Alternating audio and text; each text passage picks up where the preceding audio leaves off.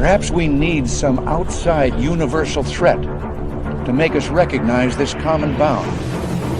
I occasionally think how quickly our differences worldwide would vanish if we were facing an alien threat from outside this world.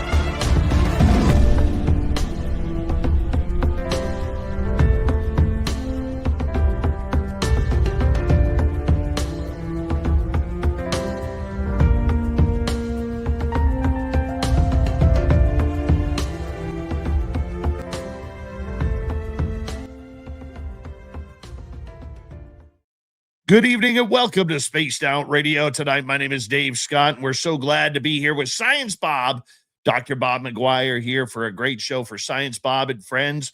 But first, we say hello to each and every one of you as we have Tim Mothman and his goatee sharing the gold medal position. Eternity Eternal with a silver. T-Bone taking home the bronze medal tonight. Kitty Cattywhack, how you doing tonight? Mel WD-40 is here lubing us up for tonight's show because Science Bob refuses to do this show unless Mel lubes him up to talk some UFOs. Mel, don't forget to give yourself a shot as well, just for safety measures. You know how it goes. Necessary Dialogue, how are you tonight? Paula Fost, thank you for joining us. Thunderhead, thank you for coming on in. Little Cam on YouTube tonight. Kicking off the super chat. The super chat is a wonderful way to support what we do on this show on a nightly basis. So thank you very, very much, Lil Cam. And we move on down. Linda, how are you tonight, Linda? I know who you are. Yes, I do. I hope you're doing well, my dear. Thank you for that lovely super chat. I really appreciate your love and support. As we say hello to Michael Morris, how are you doing? Linda, by the way, will be signing autographs after the show. Line up to the left of the studio, if you don't mind, to the left of the studio. Scrolling on down, we got Race Fan, we got Robert Lamoth, we got Frankie B, Shane Gord, how you doing? Kurt M, thank you for coming on in. Magnus Vermagnuson, Kathy Evans, and Stephanie Kenny Blankenship. Good to have you all here. Laura Campbell, how you doing? Welcome to SOR Chat. And let's see who else we have here. We got Mama Catherine. There she is, my lady. Mwah. I love you, Mama Catherine. I hope you had a great day. I hope you enjoy Science Bob tonight. And tomorrow's just going to be just as good, I promise. All right, moving on down, we have Jaquetta. Thank you for coming on in. As we continue on with roll call, Area 51, how you doing tonight? Thank you for joining us. Luscious Jules is back. Thank you, Luscious Jules, for coming on in.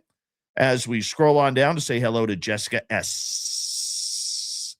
Deborah Rooney, how are you tonight? You're early tonight. It's so exciting. For that, Deborah Rooney will be signing autographs after the show as well. Line up to the right of the studio, if you don't mind, to the right of the studio. We move on down, and we say hello next to, well, who is it here? Scrolling on down, and scrolling some more, and who is ready for some Science Bob? We are. And Area 51, way too kind.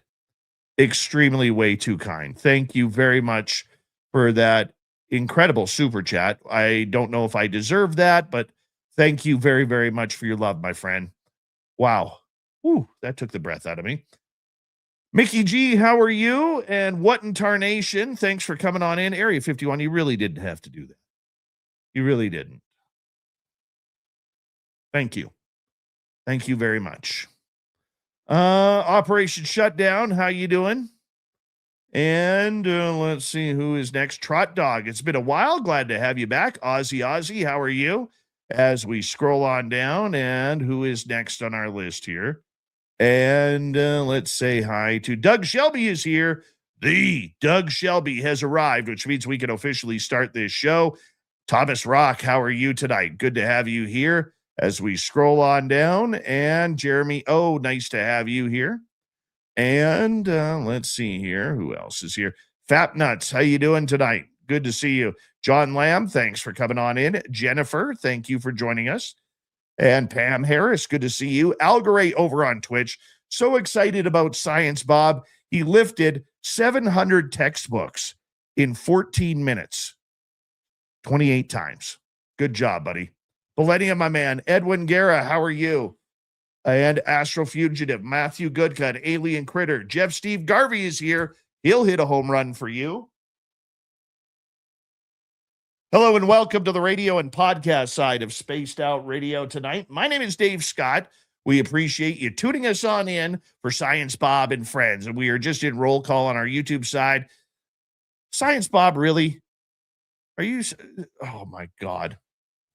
Oh, wow. I don't deserve that, guys. I don't. Thank you. Thank you. We have 10 seconds. I get embarrassed a little bit. Throw those horns up, everybody. Let's rock. Are you ready to hear your mystic voice of the night? It's time to wake up. He's here. Shush. Be quiet. He's ready for you to listen. Let's point our ears towards the little cabin rooms. We're together, friends.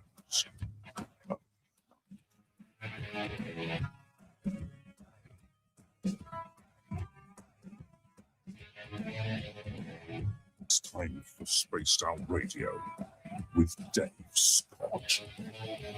From the mountains of central British Columbia to you listening around the world, this, my friends, is Spaced Out Radio. I am your host, Dave Scott, sitting in the captain's chair of SOR headquarters. We welcome you to tonight's show on our terrestrial affiliates around North America, digitally on every major podcast network. Our website, spacedoutradio.com. We have a plethora of features for you. Rock out the Bumblefoot, read the Newswire, check out our swag as well. You can follow us on X at Spaced Out Radio, Instagram at Spaced Out Radio Show, and on Patreon in the Space Travelers Club. Tonight's show is brought to you by Caribou Con. Head to cariboucon.com. Get your tickets for British Columbia's only paranormal conference, September 18th through 20th.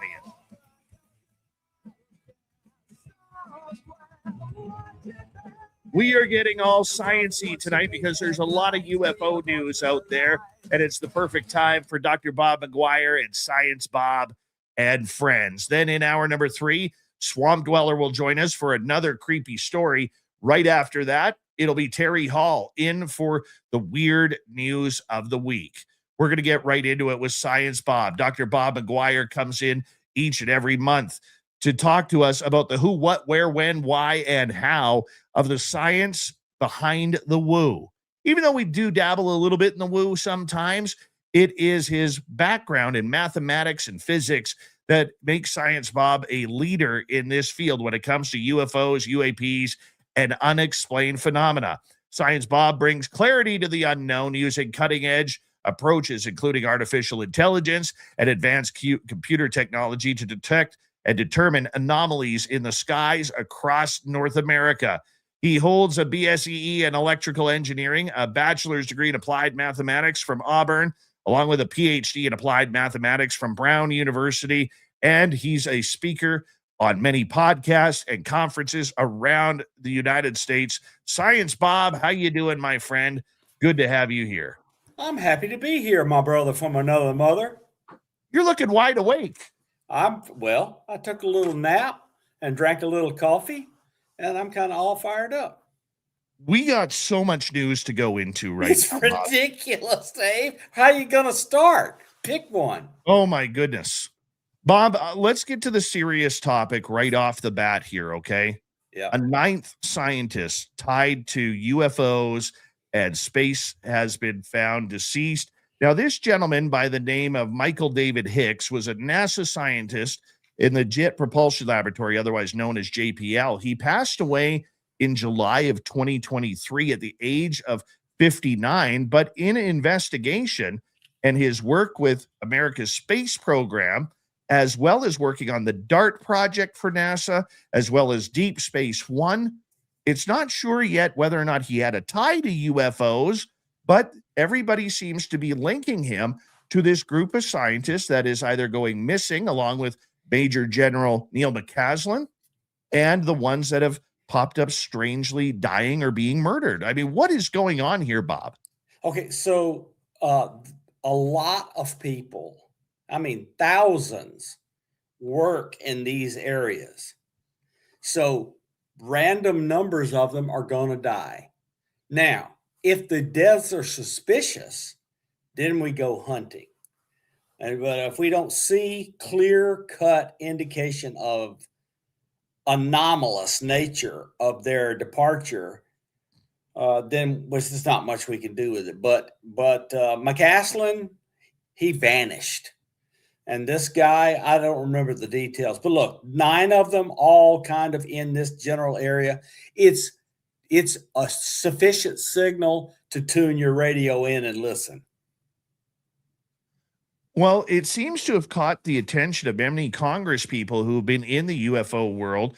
Eric Burleson even going as far as tweeting that he wants the FBI to open up an investigation, because the ones that have passed away from 2025 or gone missing from 2025 until McCasland disappeared, or just after McCasland disappeared, there's 5 of them.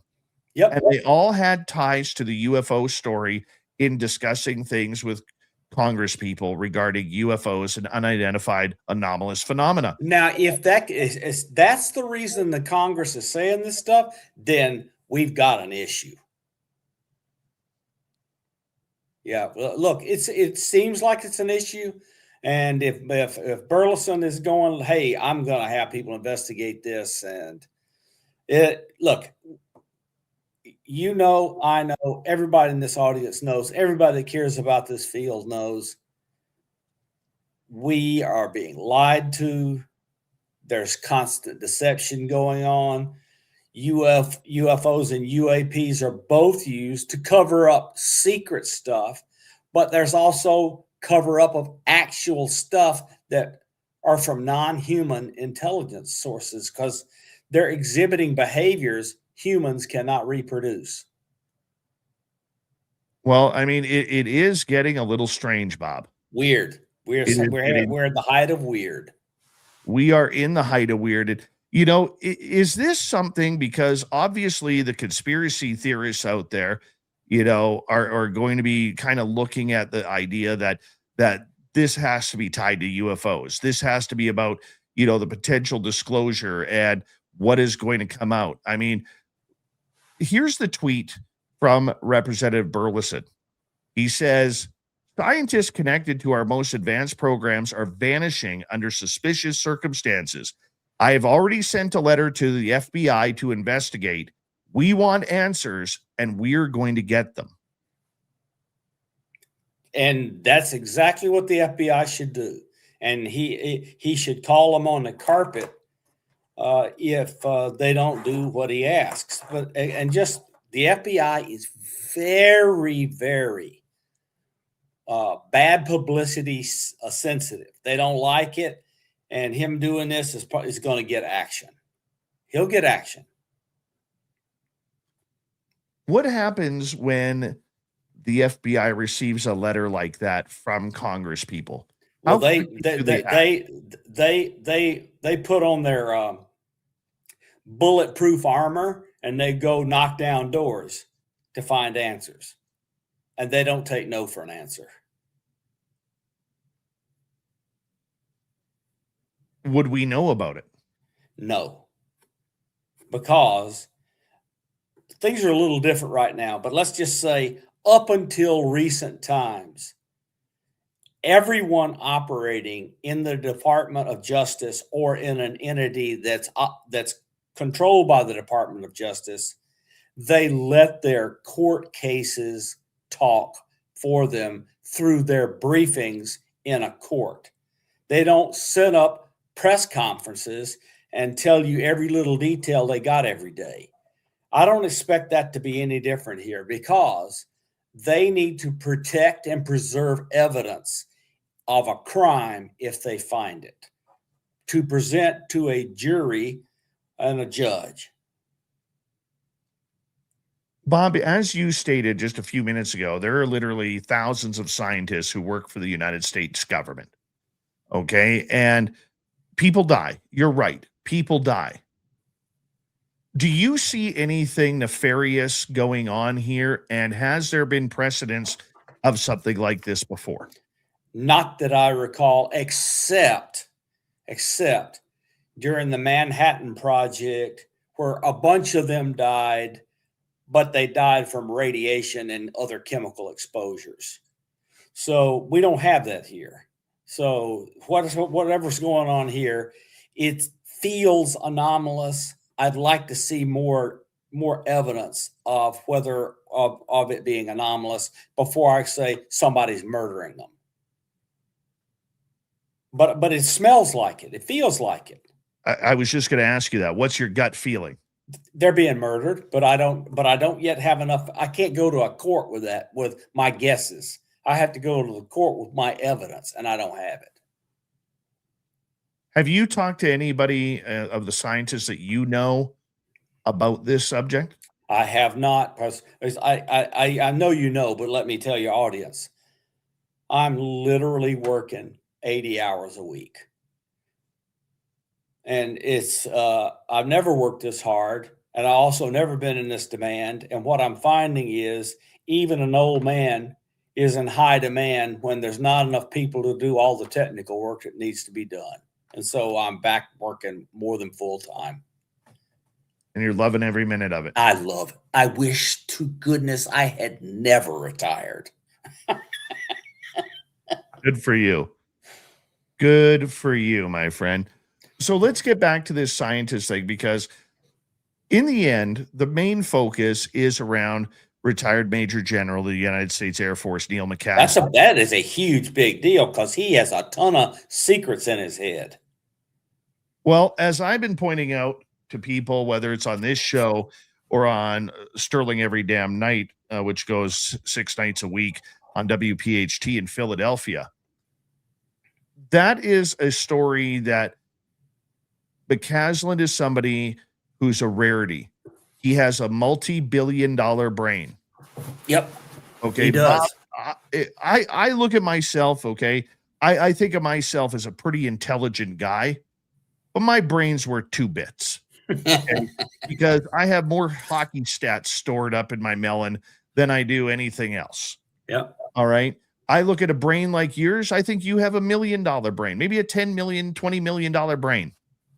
But when it comes to somebody like McCasland, that's a multi-billion-dollar brain. It is. And he had billions and billions of dollars in government personnel and government assets and government research under his direct control. That from programs we know about. The ones we don't know about, it pushes the number even higher. Look, anybody can go look at the Air Force Research Lab's budget. He was in charge of all of it.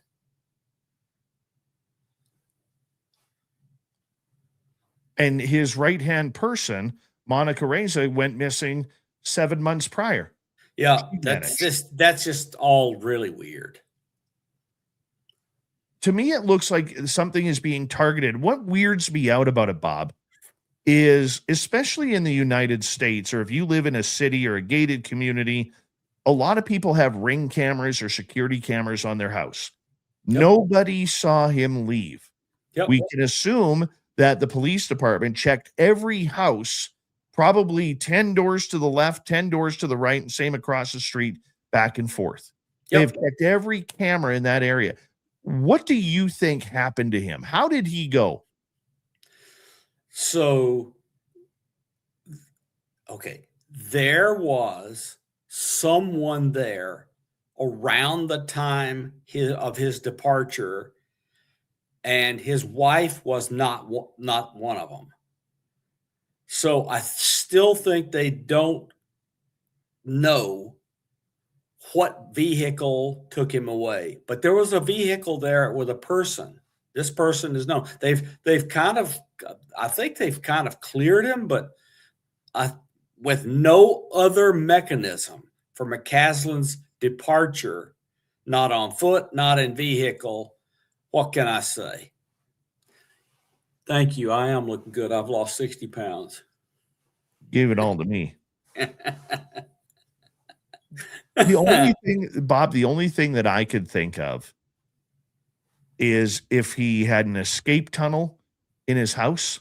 That's somewhere. possible. That's possible. Okay. Or somehow he got into that repair vehicle and went away. Yep. Now maybe the repair vehicle guy was his helper in the escape. Those are the only two logics. Yeah. Right. Look, the guy can't vanish unless an alien came and got him. And I know you're not trying to make that in jest, but no, it very well could be. If the stories of NHI working with the government on recovered craft and other things, that's a possibility. If those stories are true, and we know from abductees, they can take them right through windows and walls and through roofs. And just people understand how weird my own life is. I live near a place where the roof lights up from above multiple times a month. When it's lit up, the roof becomes transparent. I can see down in the house, and I see them take a person. I've watched abductions happen near me a lot. And they can go right through the roof. And I don't know why they're showing it off to me. That's what I don't understand. So I've had evidence that this can happen. And maybe they came and got him. I don't know. Do you think it's an inside job, or do you think it's from an adversary? I don't know the answer, but it could be either. Do you think there are more clues than what has been released? Yes. That was normal. That would be normal. If you They will not release clues they wish to hold close so they can find him and then prosecute whoever took him. If you were to hypothesize what happened there, and you could give a couple of examples if you want, okay, what do you think happened there? So I know a lot of people, and I know some that knew him. We share acquaintances in common. One of these acquaintances, I can't say his name, but everybody in this field knows this person's name. Everybody that pays attention at all. That person knew McCasland. He knew the circumstances of McCasland's life in the last several months. What he knew, he told me before we heard McCasland's wife 911 call. So every word this guy told me was proven by what she said on that phone call, which was she and McCasland were going to some places, and he was griping he didn't want to go on with decreasing cognitive function. And this person told me McCasland was leaving all of his positions slowly but surely and quietly. Now, what does that say to me? McCasland has a head full of secrets. He signed all sorts of agreements before he was bred into these programs. And some of those agreements say, if you go cuckoo, we can take you into custody. To me, that's the highest likelihood event. That right there. Because of what this person told me, because of what McCasland's wife said in the 911 call. And so The highest probability event to me is they decided it was time to protect national security by bringing him in. So you think he's holed up somewhere at some base right now? I think that they came in, left all of his personal possessions behind, put him in a vehicle, put him in some kind of vehicle, and drove him off. And it could be the person who was there doing repairs was co-opted, commanded, ordered, whatever, to participate, whether voluntarily or involuntarily. These people will do whatever it takes to get their task done. My guess is the task was bring him in quietly. If you can't bring him in quietly, make sure he can never speak again. It's a rough business, Dave. It's rough. That actually sounds very logical. Yep. To be blunt. As you can tell, I have thought this through. I've listened to what I've been told. And to me, that general scenario is the most likely. I do not have any more evidence than what I've just told you. But the logical conclusion to me is something like what I'm saying happened. And they would have left his wife out of it with no known means to contact him. She's in the dark. I was just going to ask you that too. Even if she isn't, she would go along with the charade. Did you not find it weird in the 911 call that she made to report her husband missing that she mentions maybe he got abducted by aliens? I mean, it was weird. Like, I realized that she was from what I've read up on her, that she was a very educated, poignant scientist as well. She was, absolutely. Okay. And probably had the sense of humor as beige paint. But that didn't really seem like a time, and there was no hysterics in her voice. There was no panic. And then to drop the aliens comment that maybe he was taken by aliens, that just didn't make sense to me, Bob. It felt a little bit too scripted. It was scripted, knowing it would eventually be released. That is my opinion. That's the reason I think it's highly possible she was in on it. But I don't know. This is old Bob guessing. Why take the revolver and not your wallet then? To leave an implication that he was offing himself.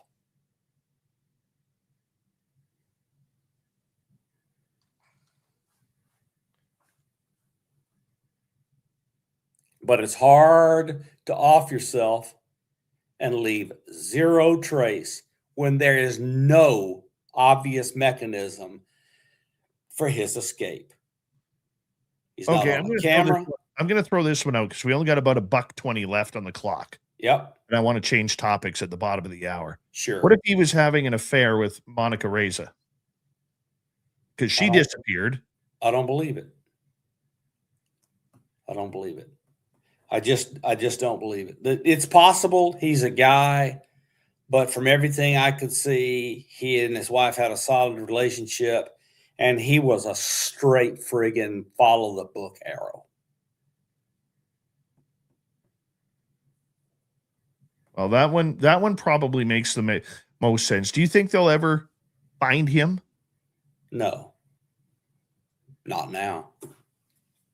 He's gone. Yep, that's what I think. So there will be And if I were them, I would have slipped him off, taken him into a deep underground military structure, and preserved him there, alive or dead or whatever. Do you think they did it because of the UFOs? I think they did it because of the national security impact of him blabbing. It's an interesting thought. Science Bob comes on this show each and every month to get to the 5 W's and the how on everything that we love about these topics, about UFOs, Bigfoot, paranormal, cryptids, alien contact, and so much more. When we come back, we're going to talk to Bob about a weird story about a Waffle House and maybe some teleportation.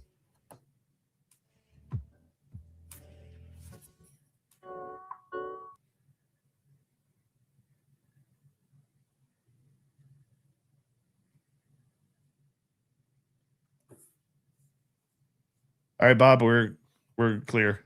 All right. All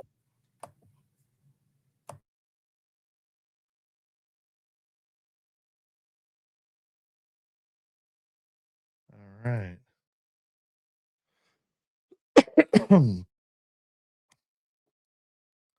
That's a power start to this show. Holy cow.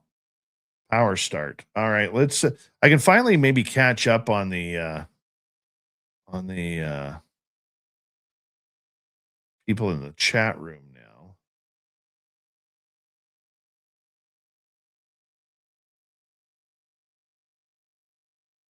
Am I missing anybody? I think I got everybody. Holy cow. Through all of that, I think I got everybody. Scoose, how you doing? I know it's Scouse, people. I know it's Scouse. Area 51, again, really, dude? Thank you. Thank you. I appreciate that. Ben and Joe from UFO Garage. They're fun. You guys need a t-shirt that says, "We're fun." I want to see that t-shirt. Ben and Joe, we're fun. That would be awesome. Glenn John McEnroe is here. The pride of Wimbledon.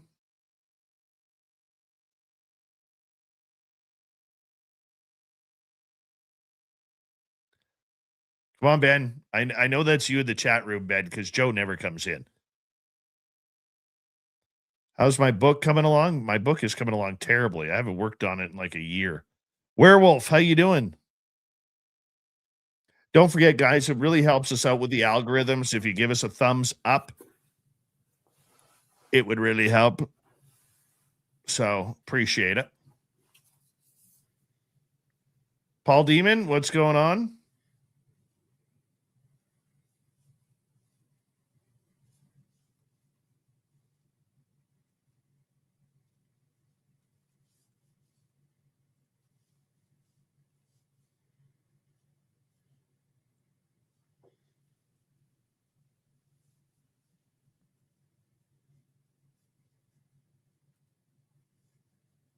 Al Gray, how's your workout going? Fap, Dave, you look horrendous tonight. Just had to say, Fap, if I looked like you, I'd be shattering mirrors tonight. And so far, nothing shattered. Oh, by the way, your Dodgers lost to the Blue Jays. How does that happen?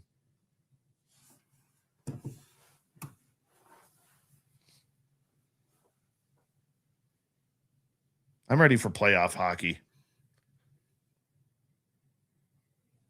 Still about a week or two away.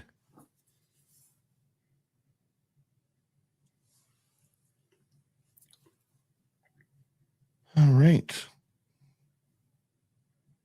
Saturday, April 18th. Wando, welcome to SOR chat.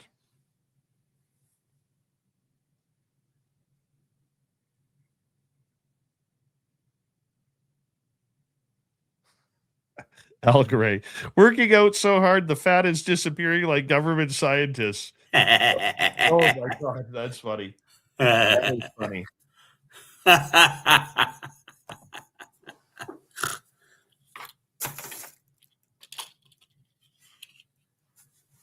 Uh-huh. We are 400 people away from 30,000 on YouTube. So if you haven't subscribed yet, we'd appreciate it. All right. Thank you tonight to Science Bob, Linda, Little Cam, Juan, Area 51 times 2, Pat and Deb for the super chats. Greatly appreciate it. More than you know. No, more than you know. Oh, let's see here.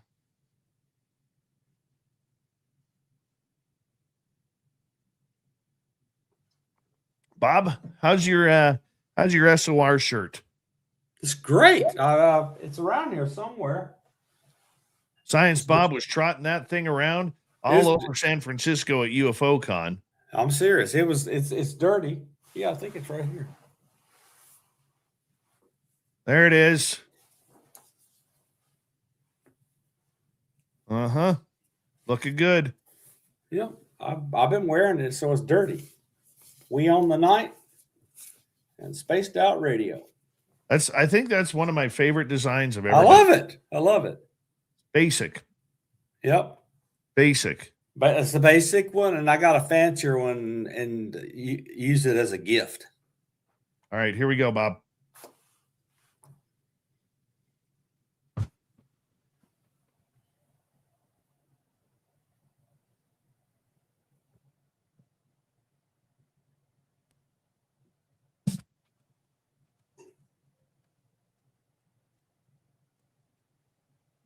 We are into the second half hour of Spaced Out Radio tonight. My name is Dave Scott.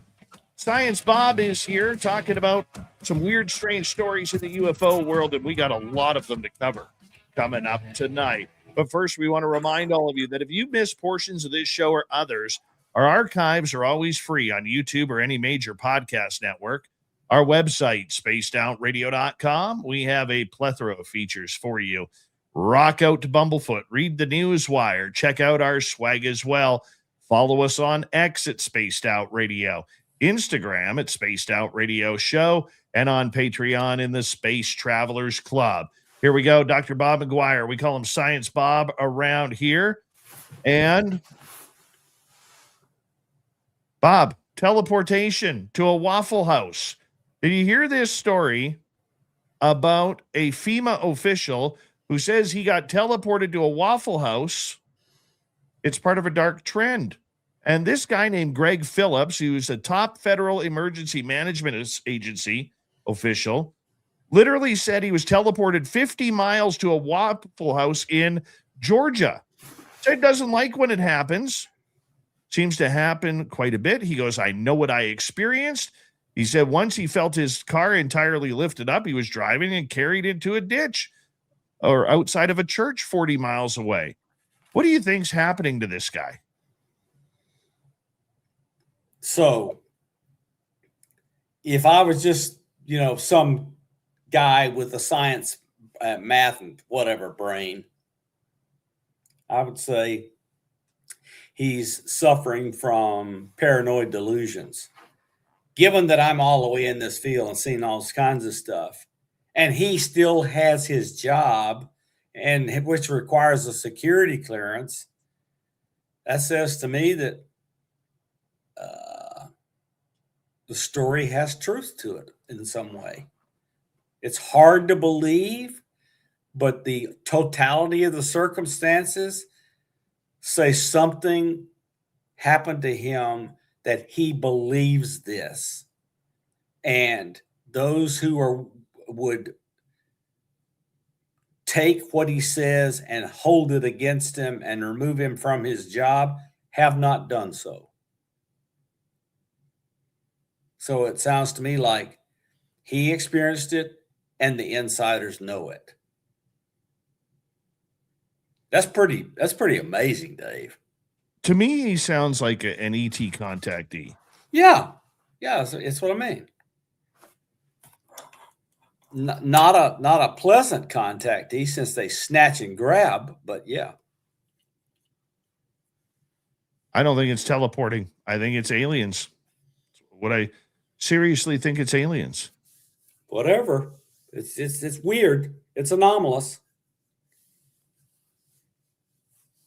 It is completely anomalous. Yeah. And I think we're seeing more and more and more of this anomalous stuff. I can't wait to get my sensor package together and out in a dark place, because I think wherever I put that thing up, the sky's going to be full of crap. I mean, if they thought the guy was nuts, they would probably remove him from FEMA. Exactly. That's my point.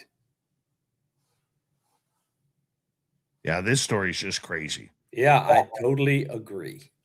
speaking of another crazy story, as we move on here, I got to ask you about Matt Gaetz, the former congressman who came out on the Benny Johnson podcast and then Walter M. Sterling on Sterling Every Damn Night, claiming that he was told by a uniformed enlisted man of the United States Army, who is still part of the United States Army, not retired, nothing, that there are allegedly 14 bases where aliens are being held, along with allegedly kidnapped, and I have to use the word allegedly a lot here, Bob. Okay, allegedly kidnapped people from third world countries, war-torn countries, as well as destitute people for alien-human hybridization in an alleged effort to create and figure out how to communicate with aliens. This is going right off the deep end here, Bob. Yep, I agree with you. But we've known about hybridization experiments from friends of ours that we know and trust for a long time. Bob, I get that. Okay, whether it's Lorian Fenton, Melinda Leslie, Misha Johnson, Geraldine Orozco, Samantha Mowat, Whitley Strieber, or many others, I know these stories exist. However, it takes a whole different dark turn when it's alleged by Matt Gaetz, the former congressman, okay, who No literally kidding. is. I'm sorry? No kidding. Okay, where he is saying that we have captured these aliens, not that they are here. We have captured these aliens, likely from Zeta Reticuli. Okay, we have captured these aliens, and we are also kidnapping, allegedly, humans from different countries to crossbreed with them. If this story is 1% true, this is bloody scary, Bob. What do you think Matt Herrera saw in the jungles of Indonesia? Well, explain to our audience who Matt Herrera is. Matt Herrera is a former, he is a retired Marine. Once a Marine, always a Marine. He's a retired Marine. And he was deployed during the big, huge tsunami earthquake mess to Indonesia to help provide aid at the direction of the sitting president at the time. Herrera and his squad, Herrera was grabbed and thrown into a squad to go do a job in the jungle. Wasn't his regular squad. He was in a put together squad assembled on the moment to do something. And that's assembled on the moment squad went into the jungle.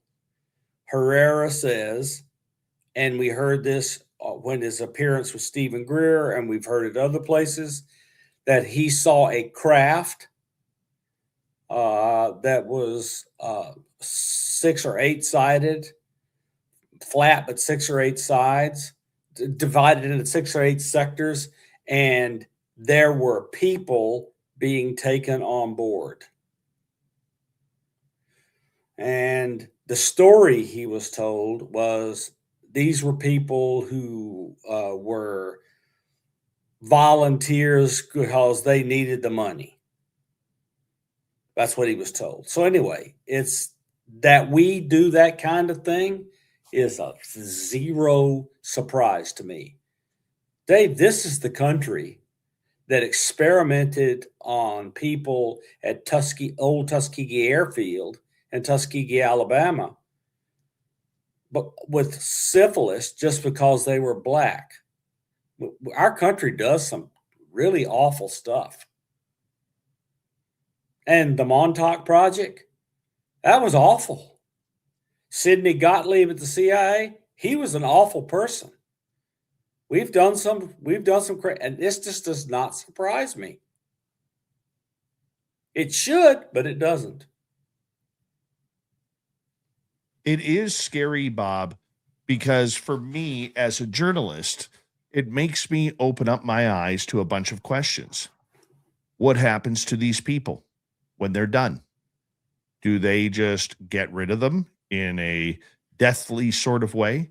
Do they let them go back to their own country? Do they keep them forever? Are they forever part of this program? What happens? Are these people here on their own volition, or were they kidnapped? I mean, there are so many different questions that get asked. What if they die due to the radiation from the ETs? Yep. What can I say? It's ugly. The people involved may be justifying it to themselves by we're at war and people die in war. Generals send privates out to get killed. I get that. I can appreciate that, but you wonder, is there monetary value? Are they getting paid to do this? I don't know the answer. I just don't understand, Bob.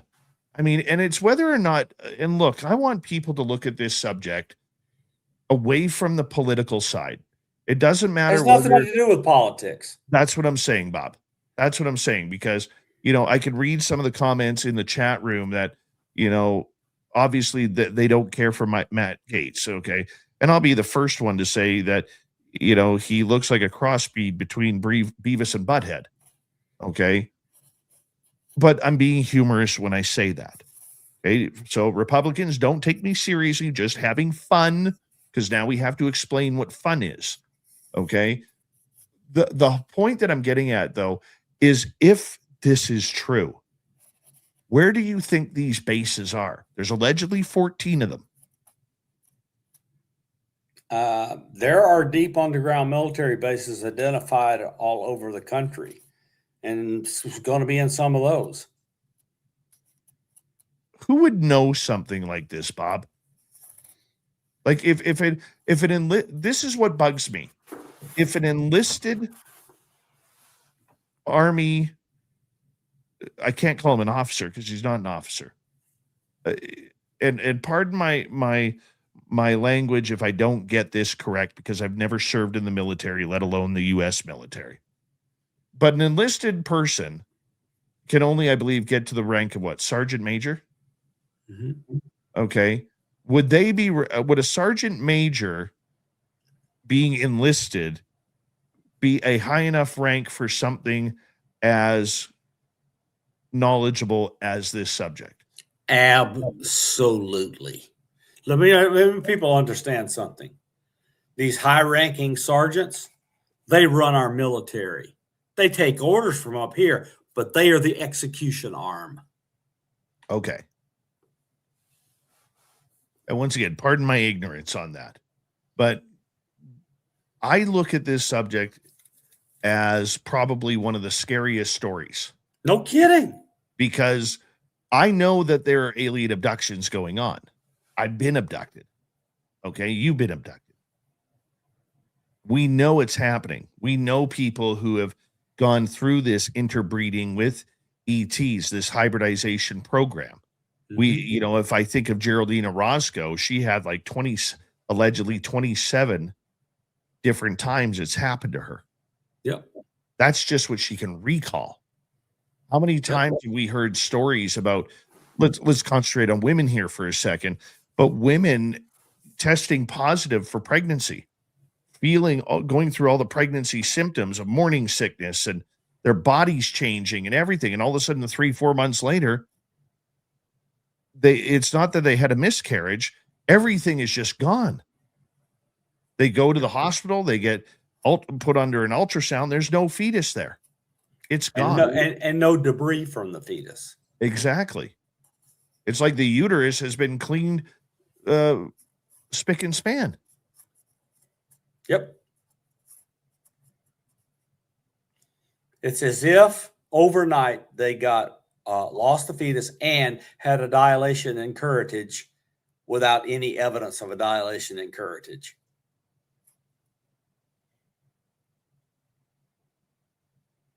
Is this a story that is going to quickly get swept under the rug? Yes. Because no official from government will be allowed to come out and verify it. So what can people do? People will get bored and move on. And they know that. And it's not like, bombing the crap out of Iran one day and talking like we're going to partner with them the next isn't enough a whiplash to get people distracted. Very true. Very true. I don't know. It just absolutely baffles me. It baffles me to no end. And, it's rare in this subject matter that I get troubled. This one troubled me. Yeah, it's troubling. Very troubling. All right, we're going to move on here. Next story we want to get into, Tim Burchett, pardon me, I got in trouble for saying his name Burchett instead of Burchett or Burchett. Burchett. I apologize. Okay. Comes out on X and many other reports basically saying, hey, I'm putting in a petition to get Arrow withdrawn from service. No. He submitted a bill to the House to vote them no money and out, and then restrict the executive from having anything else like it in the DOW ever again. So explain what's going on. He's mad that this entity lied to Congress. Sean Kirkpatrick, John, what's his name, etc. They have lied to people in Congress, and Congress has proof. And so if they won't tell, and Tim Phillips is now out saying, well, yeah, we lied to them because the stuff had classified information on it, and we didn't want them to have it because they blab. That's not the way the Constitution works, Dave. These people have oversight responsibilities conferred upon them by the Constitution. I don't care what the people in the military say.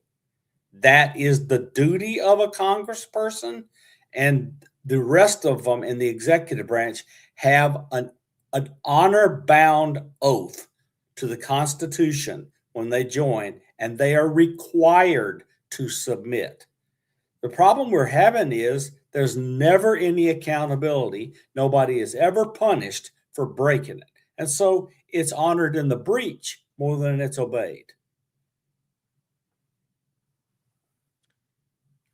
So what do you think is going to happen here? Do you think it's going to go through? No, because it won't pass the Senate. And if it does, it won't pass by 60 votes. So that means Trump can veto it. That's if Trump is in support of it. What's that? That's if Trump is in support of it. If he supports it and it passes both houses, it's law. I think what's important here is, whether or not you like Tim Burchett, okay, he is somebody who is really talking the talk with people in the UFO world, not the UAP world. He's a UFO guy. He is a straight shooting, straight talker. And people like him.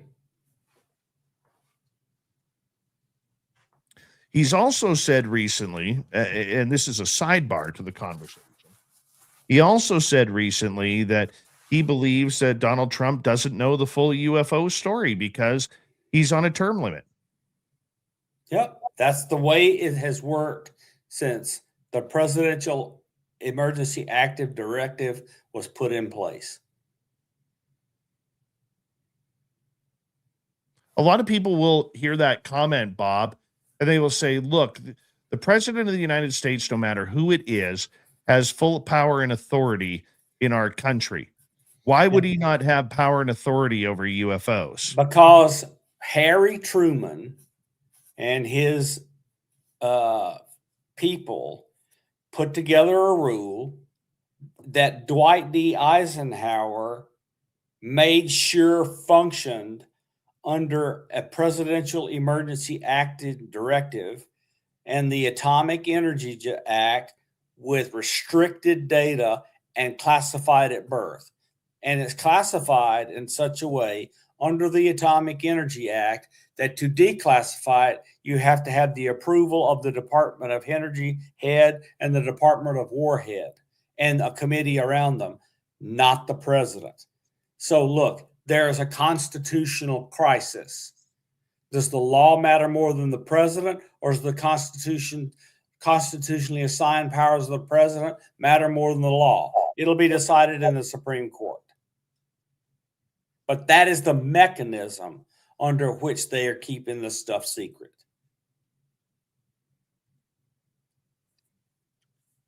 Do you think then, when Donald Trump talks about getting the UFO files released, do you think he actually knows then what is going to be released and how?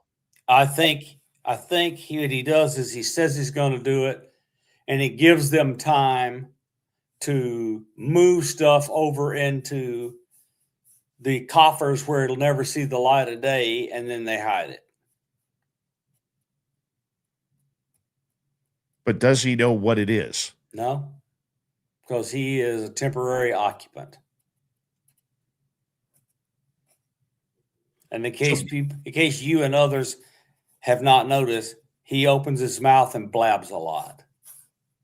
We got 3 minutes to go before we have to go to break at the top of the hour. Science Bob is our guest tonight on Spaced Out Radio. Bob, for people who may not know why Arrow is so troublesome, people tuning in for the first time and wondering about what this Arrow is, they may not even know what the all domain, whatever the hell it stands for, because everybody gets confused on this one. Whatever Arrow stands for, what was the original purpose of this? Because there was other groups before this. There was the UFO task force, or UAP task force. There was OMSEG, there was ATIP, OSAP, a couple others in between there, Bob. So the intent of Congress was to set up an entity inside the Pentagon, shared with the Director of National Intelligence, to gather evidence, to analyze the evidence, and see whether or not we had aliens or whatever.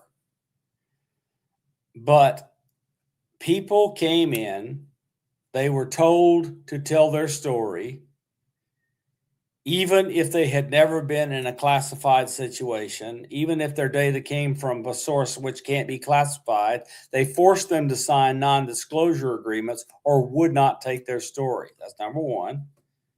Some of the people that came in from the legacy program later was persecuted. That means that someone in that office was telling the legacy program security people who was blabbing their mouth, and they got persecuted. So the Arrow office leaked back to the legacy program, and they didn't do what Congress wanted. And so now people, and they've gone and testified to Congress on every occasion that group has testified to Congress.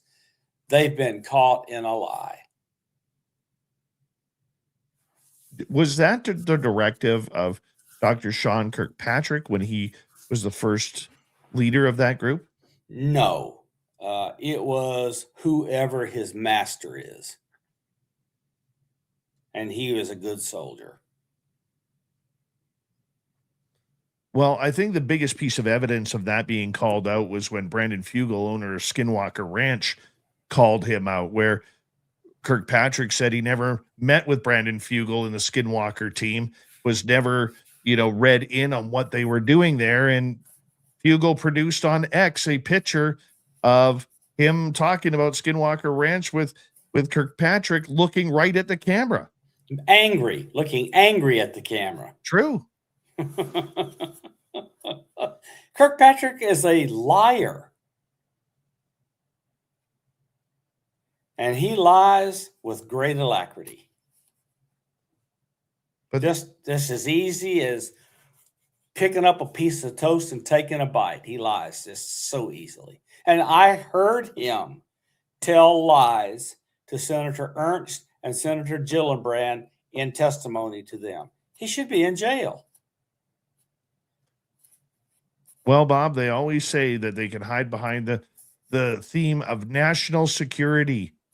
And that's like the get out of jail free card, you know? And so, Bob, on that note, I'm going to get you to hold on right there.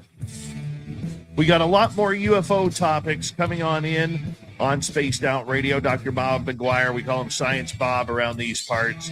We'll be back for hour number 2. This is Spaced Out Radio with host Dave Scott.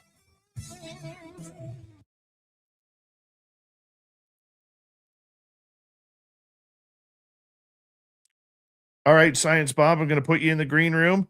We got about 5 minutes here, people. We'll be right back.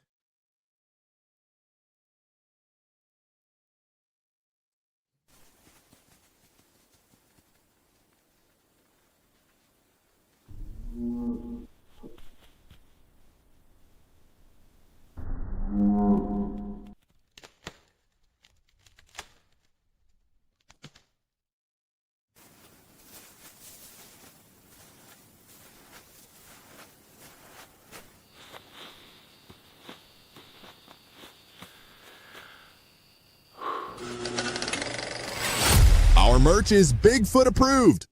We have t-shirts, we have mugs, we have hoodies, we have socks, we have hats, we have stickers, and so much more. Whatever you're looking for, we have you covered. Why just be a fan of the paranormal when you can buy Spaced Out Radio merch and look the part? Our merch ain't ugly, folks. Check out the Spaced Out Radio store. Find the link in the description below.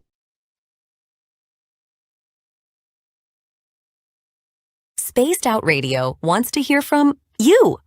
We love our community, and your voice truly matters. Drop a comment after every show and let us know what you thought. Agree with our guests? Tell us why. Disagree? We want to hear that too. We read every single comment. Jump into the live chat during the broadcast and be part of the conversation in real time. Got a killer topic idea? Your suggestions help shape the show. And if you want to take it even further, join our Patreon for bonus content and direct feedback opportunities with Dave and the team. This is your show as much as it is ours. Whether you're a longtime listener or brand new, we want your thoughts, your questions, and your ideas. And let's keep building this incredible community together.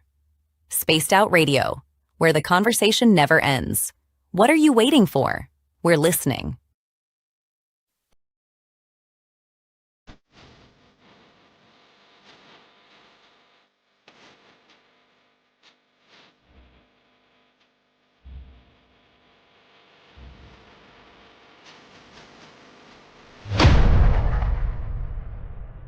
With 5 explorable Gold Rush-era buildings, said to be home to spirits of a time forgotten. The 108-mile heritage site in the heart of BC's Caribou region offers a unique opportunity for thrill seekers and history buffs. For an evening of historical fun, step into our guided ghost tours, where spine-chilling stories of Gold Rush legends and unexplained encounters come alive. For those craving even more, inquire with us about conducting a hands-on paranormal investigation of your own. And if you're truly brave, book our haunted sleepovers. Spend the night at our B&B inside the McNeil House to truly experience this historical landmark and its ghostly secrets firsthand. For booking or inquiries, go to haunted108.com.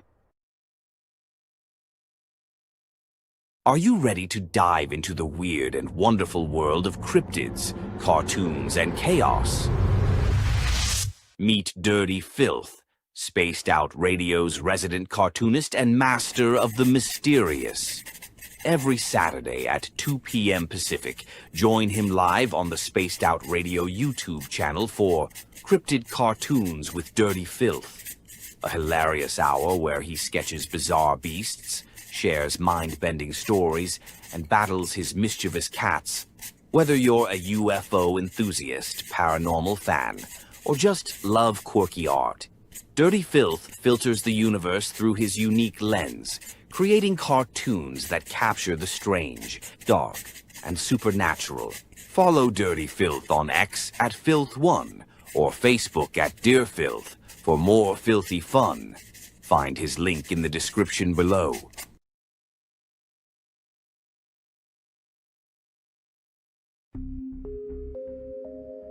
Lurking within the forested region of the 108-mile ranch, where the worlds of the normal and paranormal collide, CaribouCon is waiting for you, bringing together a panel of renowned experts in the paranormal, cryptid research, and UFO phenomena fields.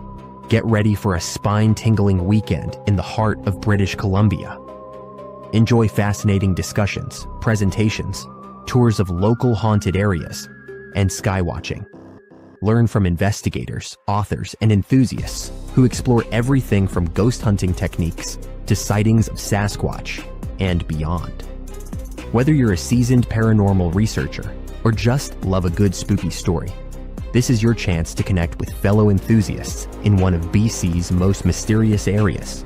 Tickets are on sale now. Grab yours before they're gone. Visit cariboucon.com for details, tickets, and updates.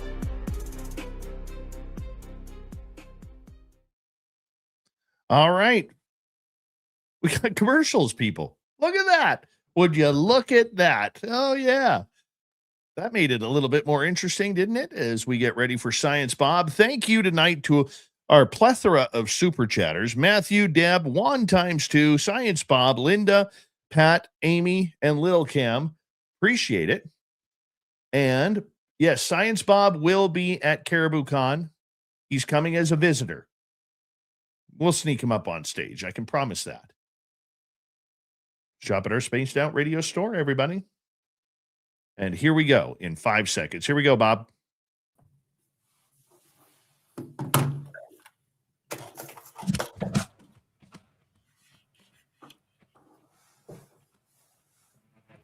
All right, hour number 2 of Spaced Out Radio is now underway. My name is Dave Scott. We appreciate you tuning us on in wherever you are on this beautiful planet we call Earth as we prepare to continue this show with Science Bob and friends. But first, we want to say hello to all of you listening in on our terrestrial affiliates around North America, digitally on every major podcast network, our website, spacedoutradio.com. We have a plethora of features for you. Rock out to Bumblefoot, read the news wire, check out our swag as well. You can follow us on X at Spaced Out Radio, Instagram at Spaced Out Radio Show, and on Patreon in the Space Travelers Club. The Desert Clam has set the password for tonight in the SOR Space Travelers Club. Absquatulate. Absquatulate is your password. Use it wisely, Space Travelers, as the Clam sets the password each and every night right here on Spaced Out Radio. We bring in Dr. Bob McGwier. We call him Science Bob around these parts as we are talking all things UFO tonight. And Bob, we appreciate you coming on in. Happy to be here, Dave. It's always good to have you here because we have a lot of strange things happening around the world right now in the UFO world. And you know what? One of the stories that we really haven't talked about yet was the fact that Lou Elizondo, the former head of the ATIP program, he almost got killed. He was almost killed. And he says he had another near-death experience. So he got out on a motorcycle, a deer or a large animal and its calf walked in front of him. He tried to avoid them and lost control and really did a number. Broke every rib on the left side of his body. He now no longer has a spleen since it was ruptured and they had to take it. He had a deep brain injury. And he really came close to doing himself in. And he wasn't wearing a motorcycle helmet because where he lives, motorcycle helmets are not mandatory. He says now he will be wearing one. Yep. He should. So should everyone else. It would have been I've never ridden a motorcycle. I have a bad equilibrium. I love motorcycles, but I could never ride one due to the fact that, man, my equilibrium at times is so bad, I couldn't even pass a sobriety test. because my balance is always off. Yep. And I don't even drink. I could just imagine, riding a motorbike, that is. And the reason why I don't is because I don't want to hurt anybody else. That's my fear. So I choose not to do that. But even with that, I just don't understand why, and it's just me, because in Canada, from riding a motorcycle, helmets are mandatory. Even if you ride an ATV, helmets are mandatory. I just don't understand these states that, like, I'm all about freedom, man. Do what you want. But if a seatbelt is mandatory in a vehicle, a helmet needs to be mandatory in a motorcycle. No kidding. No kidding. Man, that was a scary story. I'm glad he's healing. Glad he's doing okay. We do have to also talk about the passing of Nick Pope. We definitely do. So Nick had found out he had cancer, and apparently it was aggressive because it really did him in. And I encourage people that if they follow me on X, they go to my X timeline, and they will see a moving tribute to Nick produced by Martin Willis. He did a good job. Yeah, Martin Willis. I actually talked to Martin today about it, and he's still pretty upset about it. We're going to have him on as a guest in a couple of weeks here on Spaced Out Radio. He's from Podcast UFO, just a great podcaster, and so knowledgeable and brilliant in this field. What he is extremely kind. Yes, extremely. Let's explain to people who may not be familiar about Nick Pope. Okay, Why Nick Pope. Nick was in the Ministry of Defense in the United Kingdom, and when he retired from that, he claimed that he was in charge of the UFO desk at the Ministry of Defense. And he went around the world talking to people about UFOs and so forth and so on.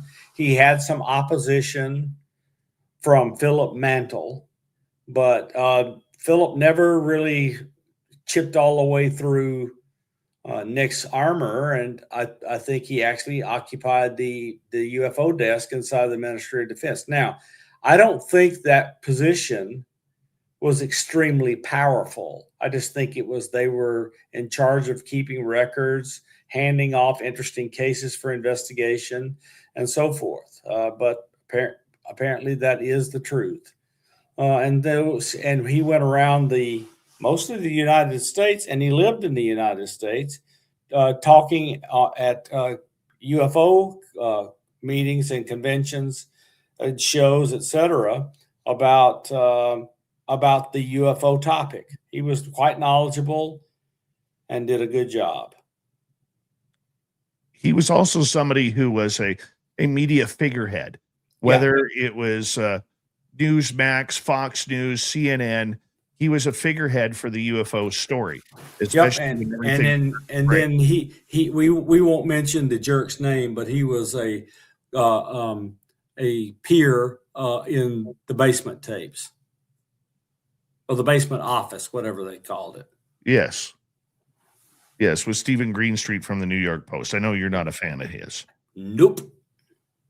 That being said, the one, without critiquing him, I was pretty hard on his critique of his work in the media because, for somebody who held the position that he did, I always wanted more. And I always felt that he was just quoting other people and quoting other people's work, whether it was Lou Elizondo or Chris Mellon or whatever congressperson was saying. He was never giving his detailed inside information. And I wish he would have done that. Yep. I really do. But from everything that I heard, and I never interviewed him, never met him, but from everything that I heard about the man, and you always hear this when people pass, but I think in this case it's true. People who knew him and people who met him always say that he was just so nice. Yep. He was just nice. And that's a rarity in this field, man. Yep. I agree. He was not a prima donna in any way. I would agree. Godspeed to him. Hopefully he has the answers now. Let's move on. Marco Rubio, who a long time ago, before he was Secretary of State, was somebody who was really starting to help open up the first congressional hearings and getting the Senate and Congress interested in the UFO program. Now, he came out with a bombshell the other day, okay, basically saying we have shot down 4 things over the United States, and 3 of them, we have no idea what they are.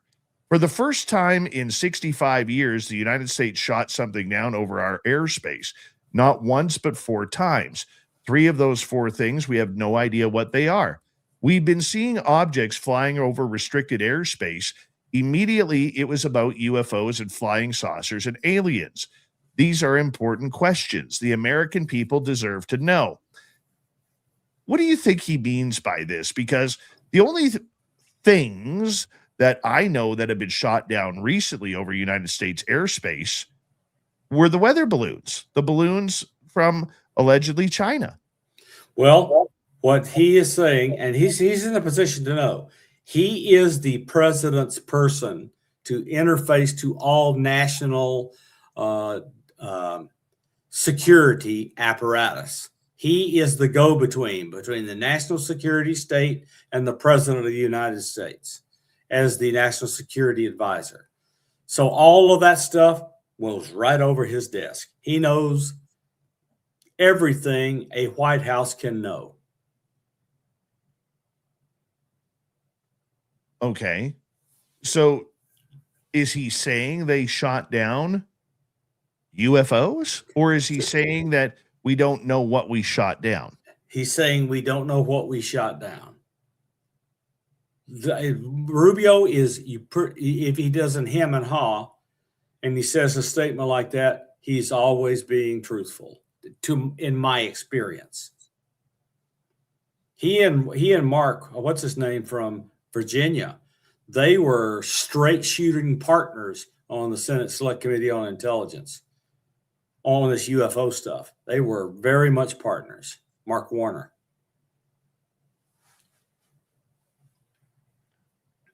What's the importance of him saying that if it's not UFO?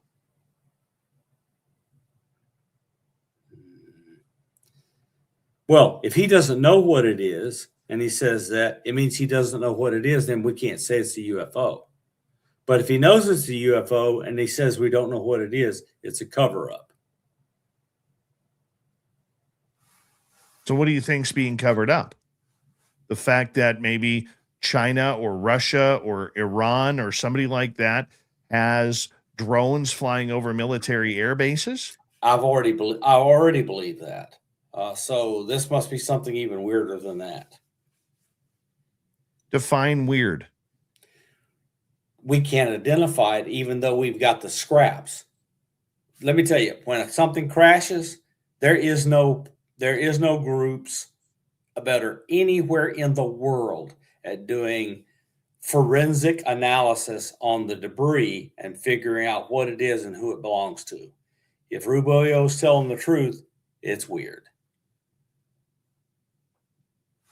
All right, let's go from UFOs and step into another world that you love, Artemis 2.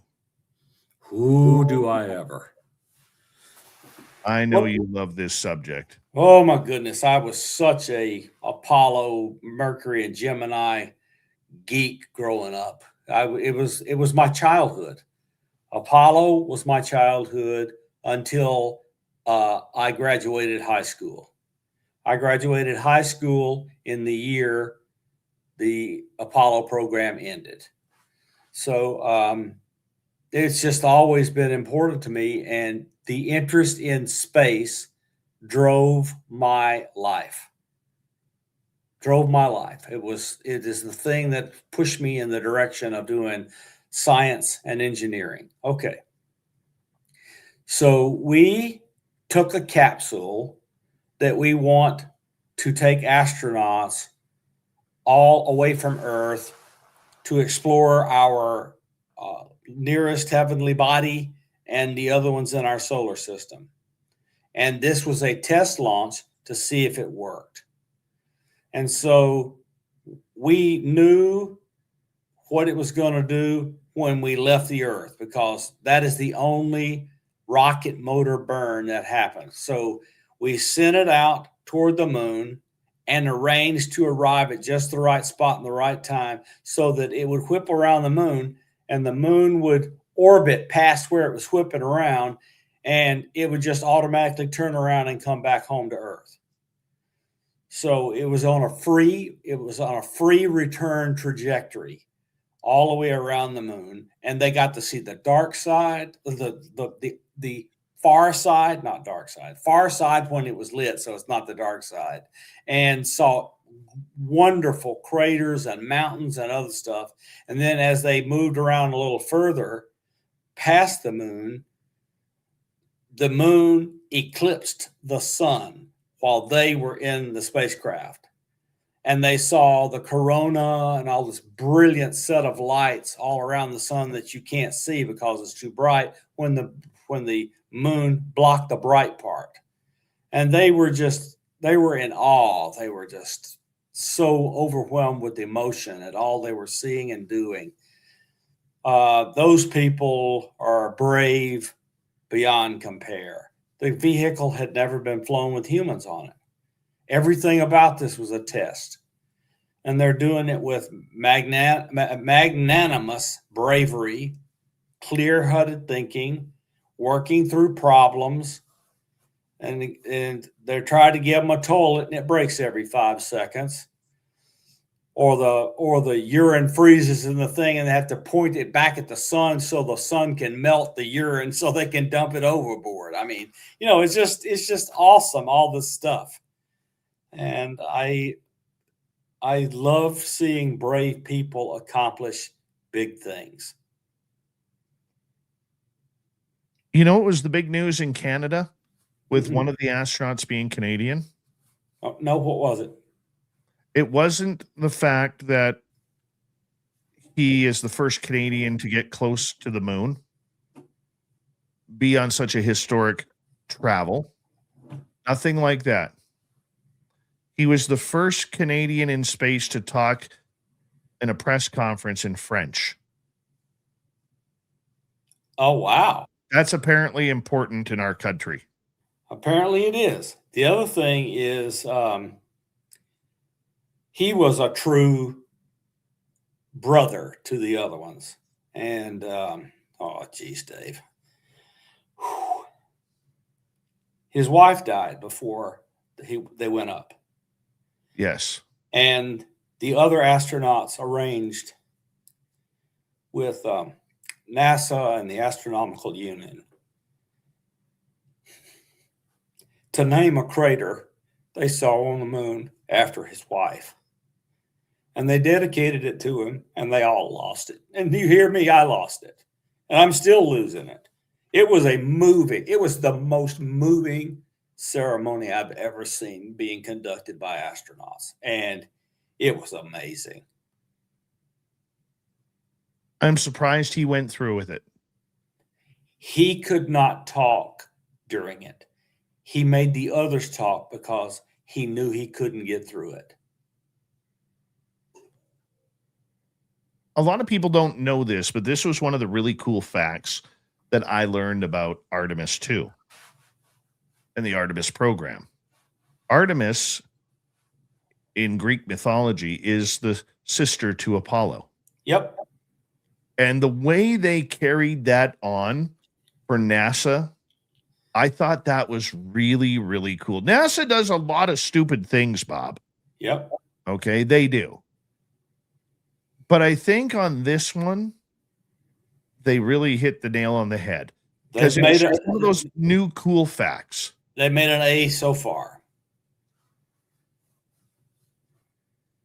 However, there is a little conspiracy theory going up about Artemis, Bob, that when they got a little close to the moon in a certain area, that the feed happened to be cut and went black again.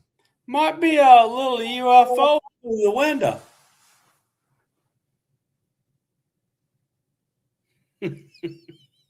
Look, NASA's just I wish they would stop doing this. Let the people see. We friggin' paid for it. you know people over there. Why do they cut the feed like that? Because there's some agreement between the National Intelligence Services and them that if weird happens, cut the feed. Do you think that's what happened? I do believe it.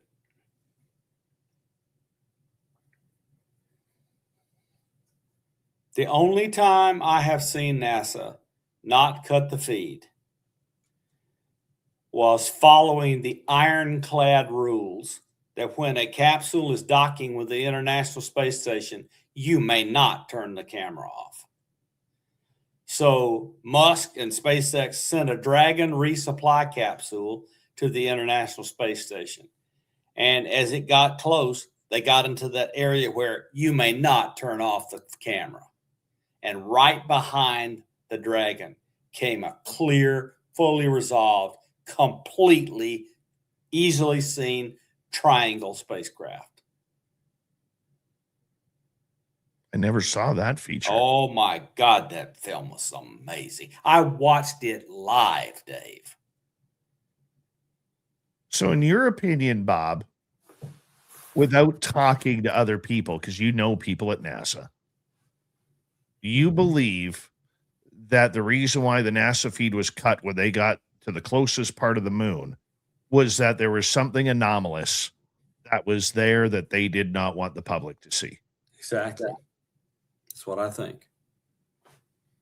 Would it have been on the moon or something flying by it? I don't know the answer. What's your best guess? Well, we know as they go over the moon that you can see structures on the far side that are not random rocks. So it could have been that, or it could have been a craft that was clear enough they were afraid to put it over the video. And so they don't. They cut the feed. Getting a lot of people in our chat room asking where can they find the video of that black triangle. Yeah, it's on YouTube. I watched it. I watched a live feed being displayed on YouTube, and I'm assuming it's still there and hasn't been taken down. But you could find it if it's still there. You remember what year it was? I think about 4 years ago. But that's me trying to remember. But I'm telling you, it was something else. It was amazing. Do you think then that with them cutting the feed, that the astronauts would have been put on an emergency line to speak about what they were seeing? Yes. Yes. Man, This capsule has multiple ways of communicating, and they would go to an alternative channel and discuss it.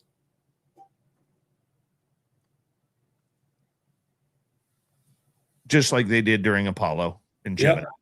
And I have friends that knew all the schematics and all this other stuff from Apollo and claimed there was no such thing as a secondary communication system on Apollo because it was not in any of the schematics. I says, don't you think they can change the schematics? And later I found out that there were schematics with the secondary channel in it. It was called the medical channel. Well, right before we go to break here, I just could not imagine Bob being in that tight of quarters. I mean, there is no room for anything. There is no room to sit down. There's barely any room to stand up. I mean, if they're going to make this a bigger future, do they not have to figure out how to make a bigger capsule? That's already a done deal. because the volume inside the pressurized part of SpaceX's ship intending to go to the moon is larger than the entire International Space Station in volume. Got you. Let's hold that thought. We are going to go to break here with Science Bob and Friends. Audience questions next.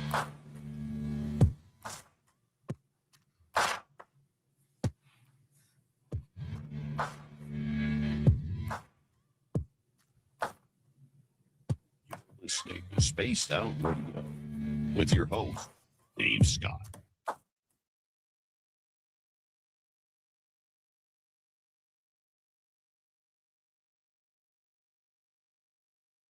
Questions for Science Bob coming up. Put them in capital letters if you don't mind. I will be taking questions. I've only got one so far for tonight. Only one.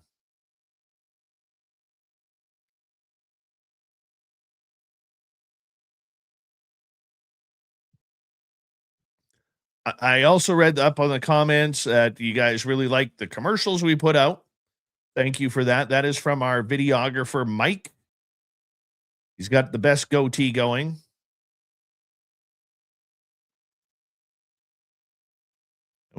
Big shout out to Mike, our new videographer.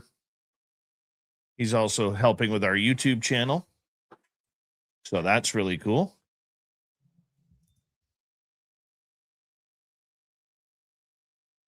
Pap, you're highly unattractive. And you like soccer.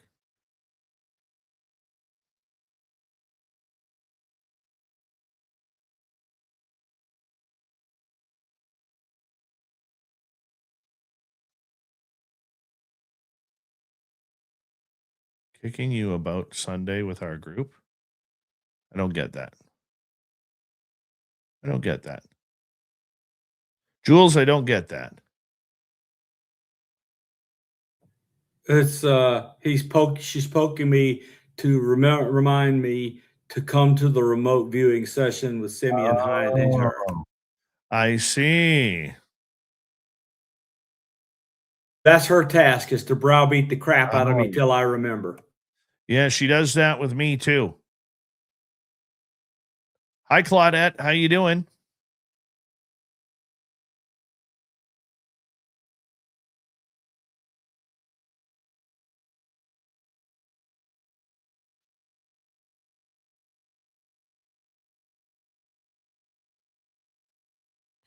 We have 3 minutes to go, Bobby. Roger.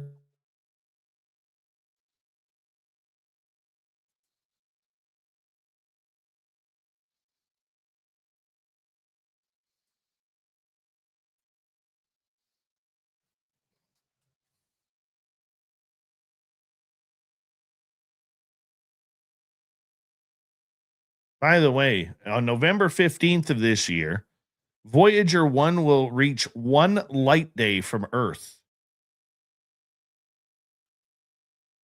1 light day.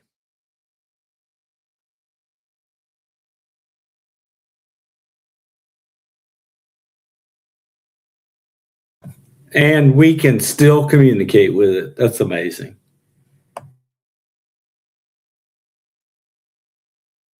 I agree. We send a command. It takes a day to get there, operate, send an acknowledgement back, and it takes a day for the acknowledgement to get back.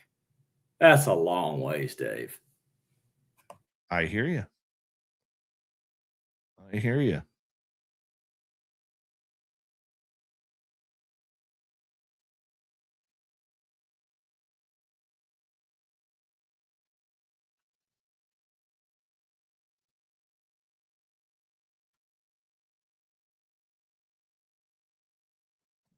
Any more questions for Science Bob?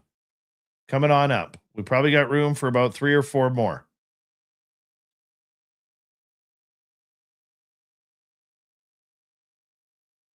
Trot Dog, how you doing?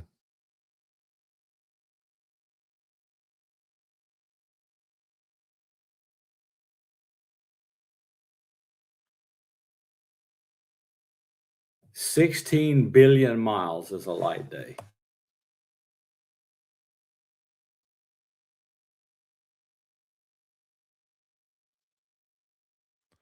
Metal Gaming, I understand on the blockage when it starts to go towards the back side of the moon or behind the moon, but the cutout happened before they even got close to that point. That was the weird part. Thank you to our super chatters tonight. Juan, Lil Cam, Linda, Science Bob, Deborah Rooney, Pat, Juan again, Amy, Matthew, Pam, and Walter. Greatly appreciate your love and support of Spaced Out Radio. Don't forget to shop at our Spaced Out Radio store. Why? We do not have ugly swag, people. No ugly swag. So make sure you check it on out. And we're coming back in 3 seconds.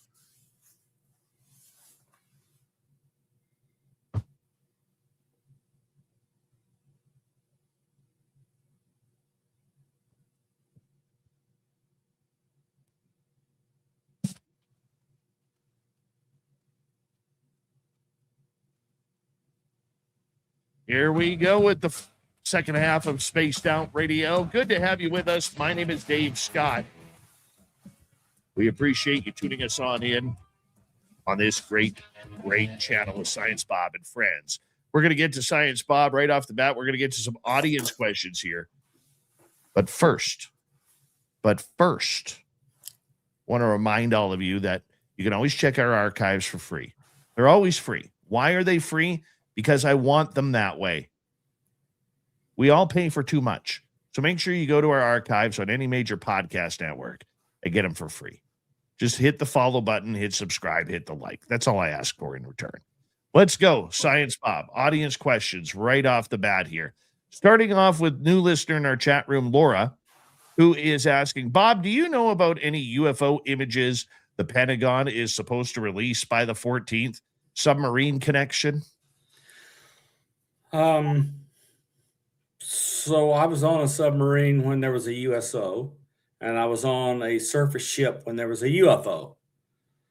So I know they got pictures and other things from those two incidents. I don't know that any of the ones that I was personally involved in are amongst them. I do know that I saw in someone's office a short video of being taken out the a window in an airplane, a military airplane, and you could see a saucer with gray aliens in the window. I hope that comes out. So those are the kind of the big ones I know. I saw some other stuff, but they were pretty non-distinct. These were the ones I'm telling you about were shocking. Interesting. So do you think then that these are the type of images that may get released with the disclosure movement? Or are they going to be covered up? They'll be covered up. The ones that will actually come out, you will have a hard time figuring things out, in my opinion, by design. All right, let's move to another question here. Let's go over to Whistling Mike. What are your thoughts on China having something installed on the dark side of the moon when the feed cut? Well, Mike, hey, it's good to see you, buddy. I think it's quite probable that because the Chinese have landed a craft on the far side and roved around and found weird materials, and the Chinese are doing pretty good. So it's possible. You think so? Yeah. Yep. Wouldn't that maybe push to the fact that there are bases on the moons with humans already on them? I know that there are bases on the moon, but Ingo Swann, when he visited them in his remote viewing, said they weren't human.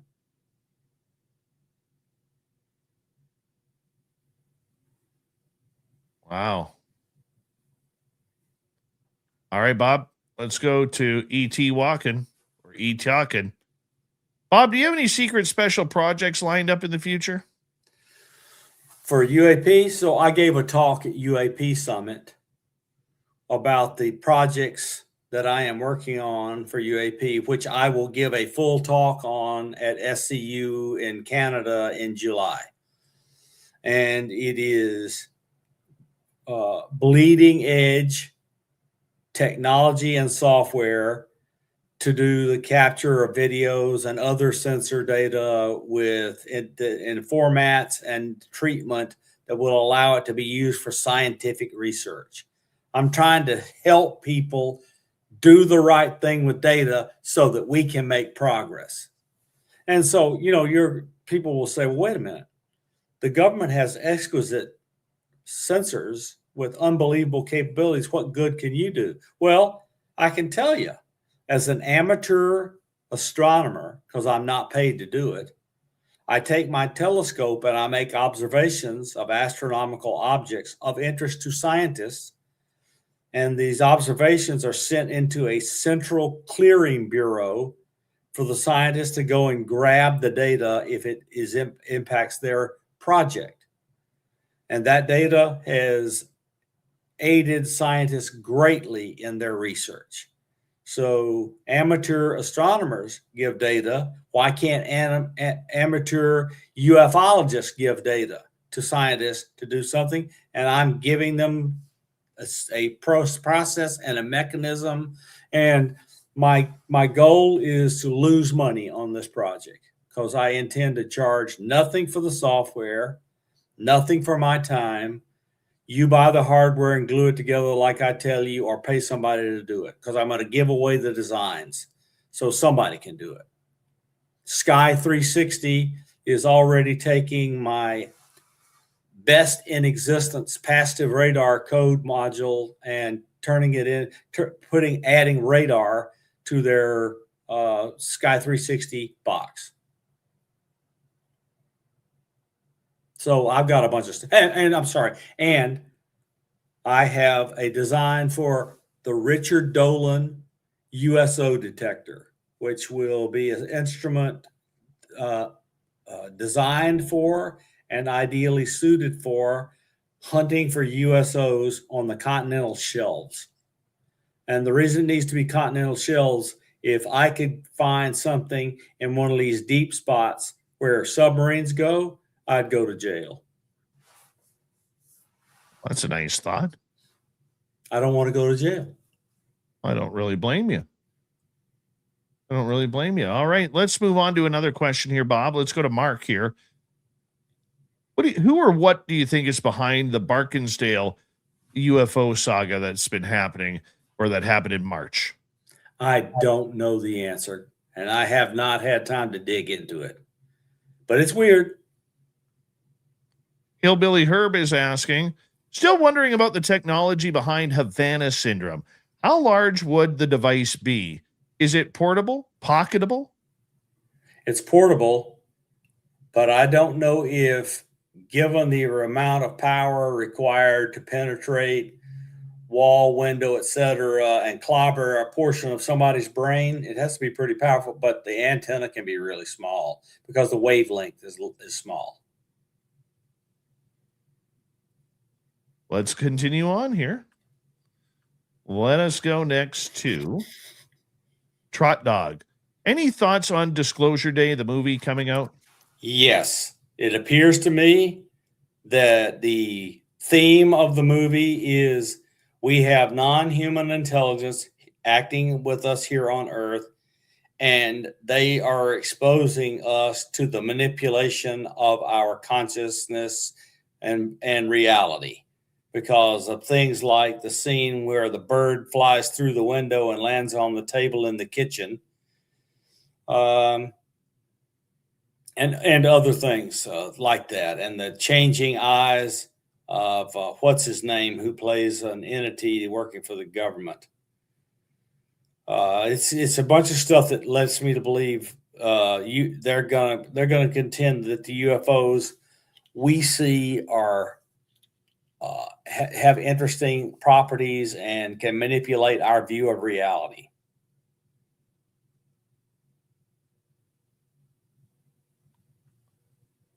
I still don't think it's going to be about disclosure. It's a movie. It's not there to help the cause. Even though they're calling it that. Yes. Ashley wants to know, are we already mining on the dark side of the moon? I heard the astronauts say they're going to put a base on the moon unless it's already there.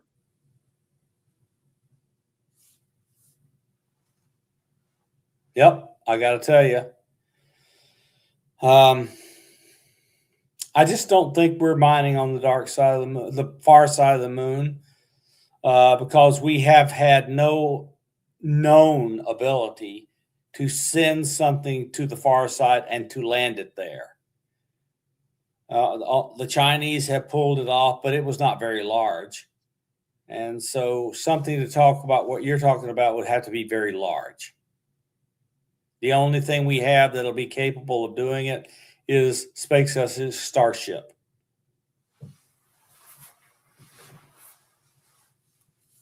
All right, moving on. Let's go to Hillbilly. Is it true that the Voyager, which on November 15th of this year, will be exactly one light day away from Earth? So you think how much more it has to go to get to a light year. But do you think Voyager did send us back a message from beyond?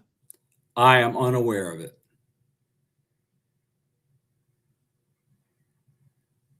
Jennifer wants to know, what's up with the moon landing? Did we really land? And why haven't we been back? Well, the Vietnam War really upset America, and it drained lots of resources from our government. And Richard Nixon decided not to pursue any more moon landings in his second term. So that was the end of that, and we adopted a design for the shuttle and started to let that be our bus to low Earth orbit, which it never became. But anyway, it was an attempt. And Musk took his inspiration for Starship and Super Heavy from the NASA experiments and built them up and made them viable.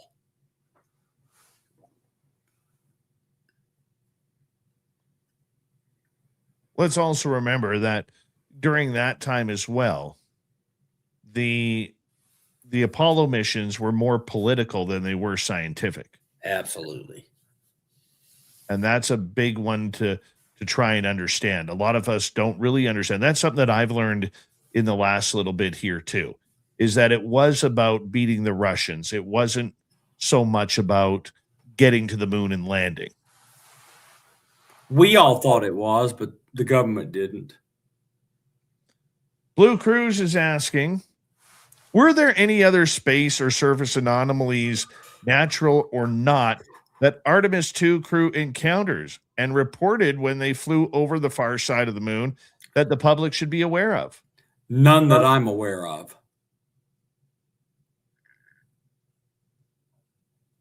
They're going to try and keep that as quiet as possible. Yeah. And Bob, for people who maybe are just tuning in, what would be the purpose of that, of keeping it so quiet? That's a very good question. The only thing I can think of is we would be revealing ancient national security interests to exposure, and they just don't want to do that.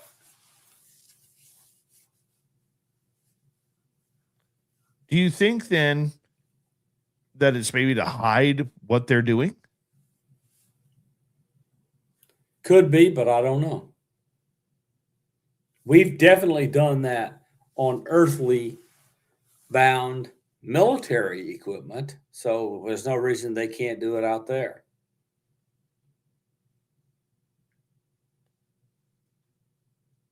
Jules would like to know, does the shortwave community still have the ability to pick up the astronaut transmissions? And they did all the way to the moon. That would be cool. So they kept that going. Yep. I actually wondered about that, if they were gonna end that portion of it all. Now, so we have the worldwide amateur radio community has acquired a large radio telescope dish from the German government.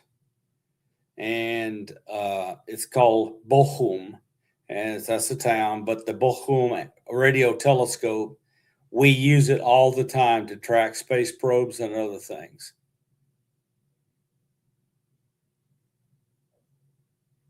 Have you ever tried to get a hold of anybody in space, like even at the International Space Station? I was one of the first people in the world to talk to an astronaut on the space station when I talked to Owen Garriott.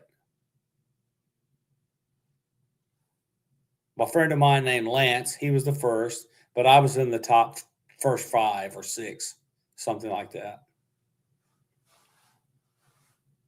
And now it's a regular occurrence for people all over the earth. That's still pretty cool, though. It's way cool, Dave. Because I have seen videos on YouTube and on TikTok where shortwave and ham radio people, when they know the International Space Station is flying over, you got like about a 4 to 7 minute window there where they start putting up the signal and they'll actually get responses back. I think that is just the coolest thing. Yeah, so there's an entire program that in the Radio Amateur Satellite Corporation, for which I was both a director and an officer, we constructed and operated with NASA, called Amateur Radio on the International Space Station. It's ARIS. And those conversations are conducted under the auspices of ARIS.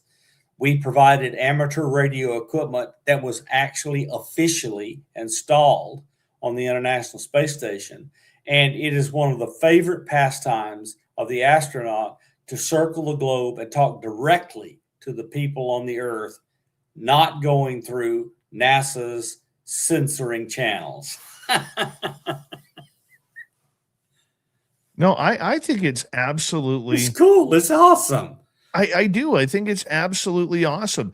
The astronauts, I would assume, have the ability to enjoy that as well because of the human interaction that they're not getting. Yeah, they get a license, they go up and they directly talk to people on the ground from the space station all the time. You want to get a kid excited? Do that. And they get excited. I think it's great. Let's go to another question here, Bob. Paramarv is asking, what is the Space Force up to? They've been around a couple of years now, but we don't hear much about them. Yeah, so their job is to put any weapons we want in space or in any defensive mechanisms we want to have in space. So we'll put up defense of our major satellite infrastructure. Will be a system that sits near it and blocks off bad guys from coming over to it. How many of those satellites, Bob? I've never asked you this question. How many satellites are pointed outward rather than inward for things that might be coming in? I don't know the answer to that, but I guarantee it's more than one. Now, are they looking for UFOs, or is it just about cosmic space dust, debris, meteors, asteroids? So it's all sorts of stuff, Dave. I mean,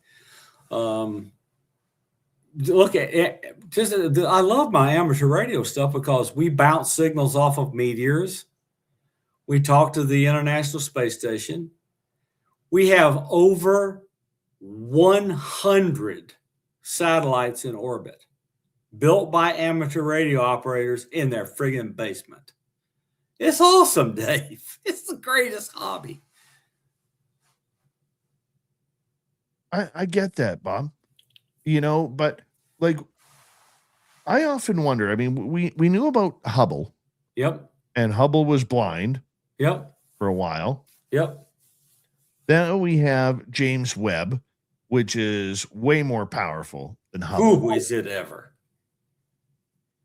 Am I wrong to assume there's probably a lot more James Webb types or better already up there? That is a very, very complicated telescope, and its complexity is because the fairing sizes available to take a spacecraft up are too small to lay the antenna out. So it has to come all scrunched up and then open itself up to be able to say these are mirrors that have to do this. They have to scrunch up and then open themselves up and lock into place and then be tweaked to get a good enough telescope to make good images. And all of that was perfected with this, but it was billions of dollars to make that telescope. But are there more? I think there are more, but they're not going to be talked about much. But we have them, and they're used for spying. We got 3 minutes to go before we have to say goodnight to Dr. Bob McGwier, a.k.a. Science Bob. Let's go to the Andromedan. Who will win the spacefaring or space exploration?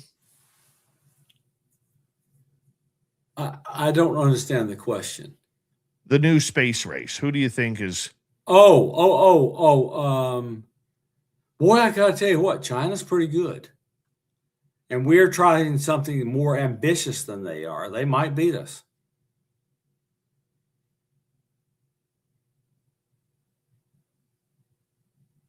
Weird. Never thought about it that way. You always think it's going to be either the Russians or the Americans. No, the Chinese have taken the lead in many areas. All right, let's go to another question here, Bob. And let's go to Matthew. Who is in control of the legacy programs, the government or the industry? It is a consortium of both government and industry. But right now, I think the controlling people sit outside of government, inside of corporations, and they interact with the inside people in the government who are doing the legacy work. Have you seen the new Bob Lazar movie yet? No, I have not, and I probably won't after. I was told by somebody who was Bob's friend and went to see it that. So, yep. I loved it. I watched it this past weekend. Yep, I haven't had time, but I'm gonna see it. I'm gonna download it and watch it on Prime as soon as I get a minute. There's one scene in there, Bob, that totally blew my mind. And it was when he was at the S4 base where they have these doors that allegedly open, like garage doors, where the sport model and the other craft are. And apparently a few years ago, I didn't really understand this part, but a couple of years ago, they allowed a guy with a camera to go film the mountains. And he was 17 miles away from Papoose Lake, but his camera was good enough to get right in there. And when you change the coloring, or when they changed the coloring of that shot of the mountain that allegedly had S4, you could actually see the lines in the mountainside of where the garage doors would open. That has absolutely blown my mind. Yeah, it's beautiful. I haven't had access to it so I could do an analysis to make sure it's real, but yeah, it's fascinating. It is absolutely amazing. And I'm glad I paid the $13.99 Canadian to watch it because it was well worth it. Absolutely well worth it. Science Bob, tell everybody where they could get a hold of you. So you can get a hold of me on X at Bob McGwier _N4HY. That's my amateur radio call sign. And on Facebook under Bob McGwier. Science Bob and Friends wraps up for this month. Up next, we have Swamp Dweller and Terry Hall with the weird news of the week. You're listening to Spaced Out Radio with your host, Dave Scott.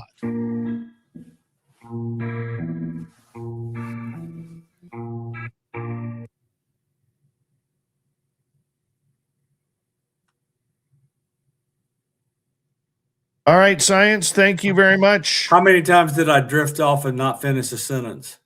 Just once. I knew I did once. I was hoping it wasn't more than that. That was only a few minutes ago. Okay. I was like, oh my God, I'm passing out. All right, buddy. You See take ya. care. Bye. All right. To the rest of you, I will be right back as well. Stop now! You're under arrest!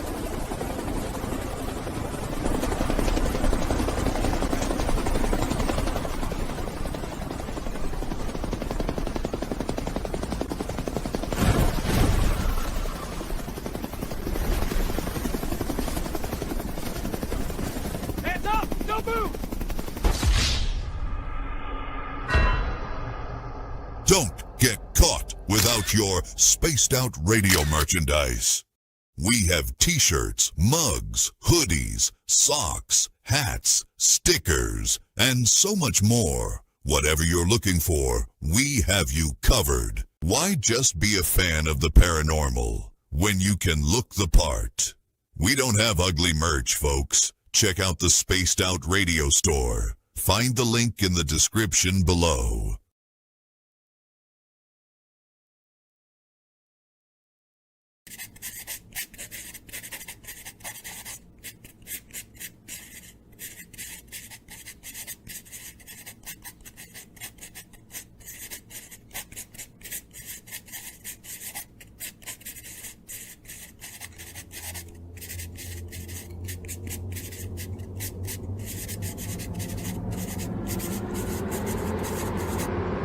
Dirty filth.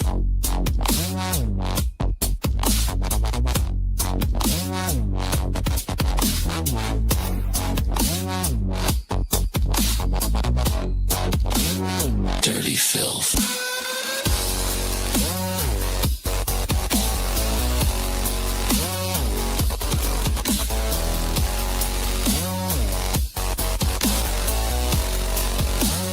Dirty filth.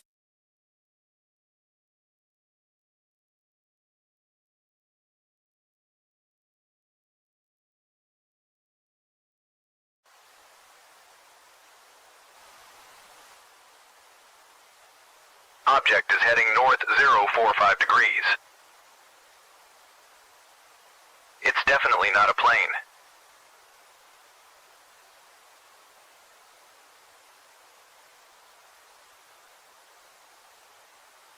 It seems to be tethered to something.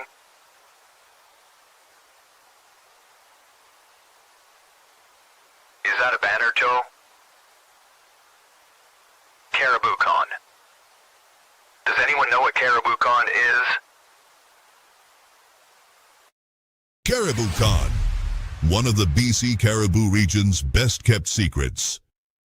Until now. Join our panel of renowned paranormal experts for a weekend of fun and intriguing presentations. Go to cariboucon.com to book or inquire now.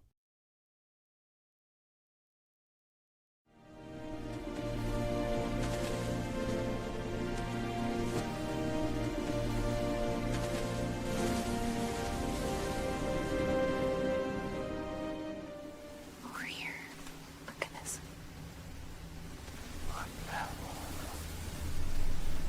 Discover Spaced Out Radio on all your favorite platforms. We're live every single night with the best in UFOs, cryptids, paranormal, and the unexplained, and you can find us on all your favorite platforms. Head over to Instagram for behind the scenes and daily weirdness, TikTok for quick mind-bending clips, Facebook for community discussions, and X for real-time updates and hot takes.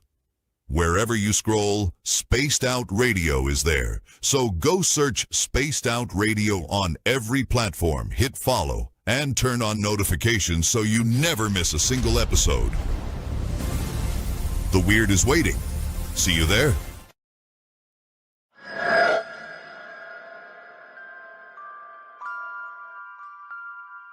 The McNeil House is one of several buildings at the 108-mile heritage site said to be haunted by spirits of a time long forgotten.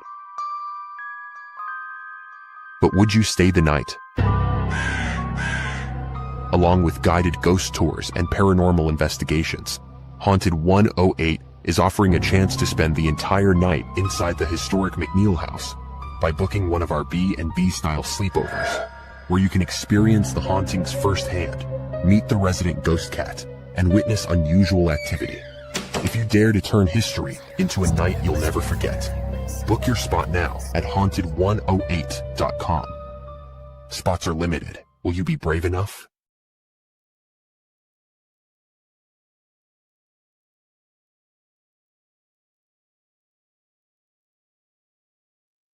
How was that, eh? Wasn't that awesome? Thank you, Mikey, our videographer, for making those. We greatly appreciate it. Glad you enjoyed them. And those will play nightly on this show. Thank you tonight to all of our super chatters. Benno, Walter, Pam, Matthew, Amy, Juan ×2, Pat, Deborah Rooney, Lil Cam, Linda, and Science Bob for the amazing night. I really do appreciate your love and support. And of course, make sure you check all of our stuff out. If you're not following us, please do. We'd greatly appreciate it. Terry Hall is coming up next on the show, so it's going to be good. Terry, Swamp Dwellers, about 3 minutes.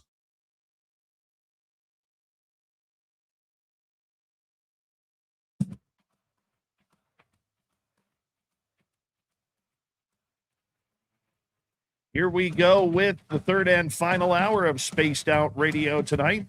My name is Dave Scott.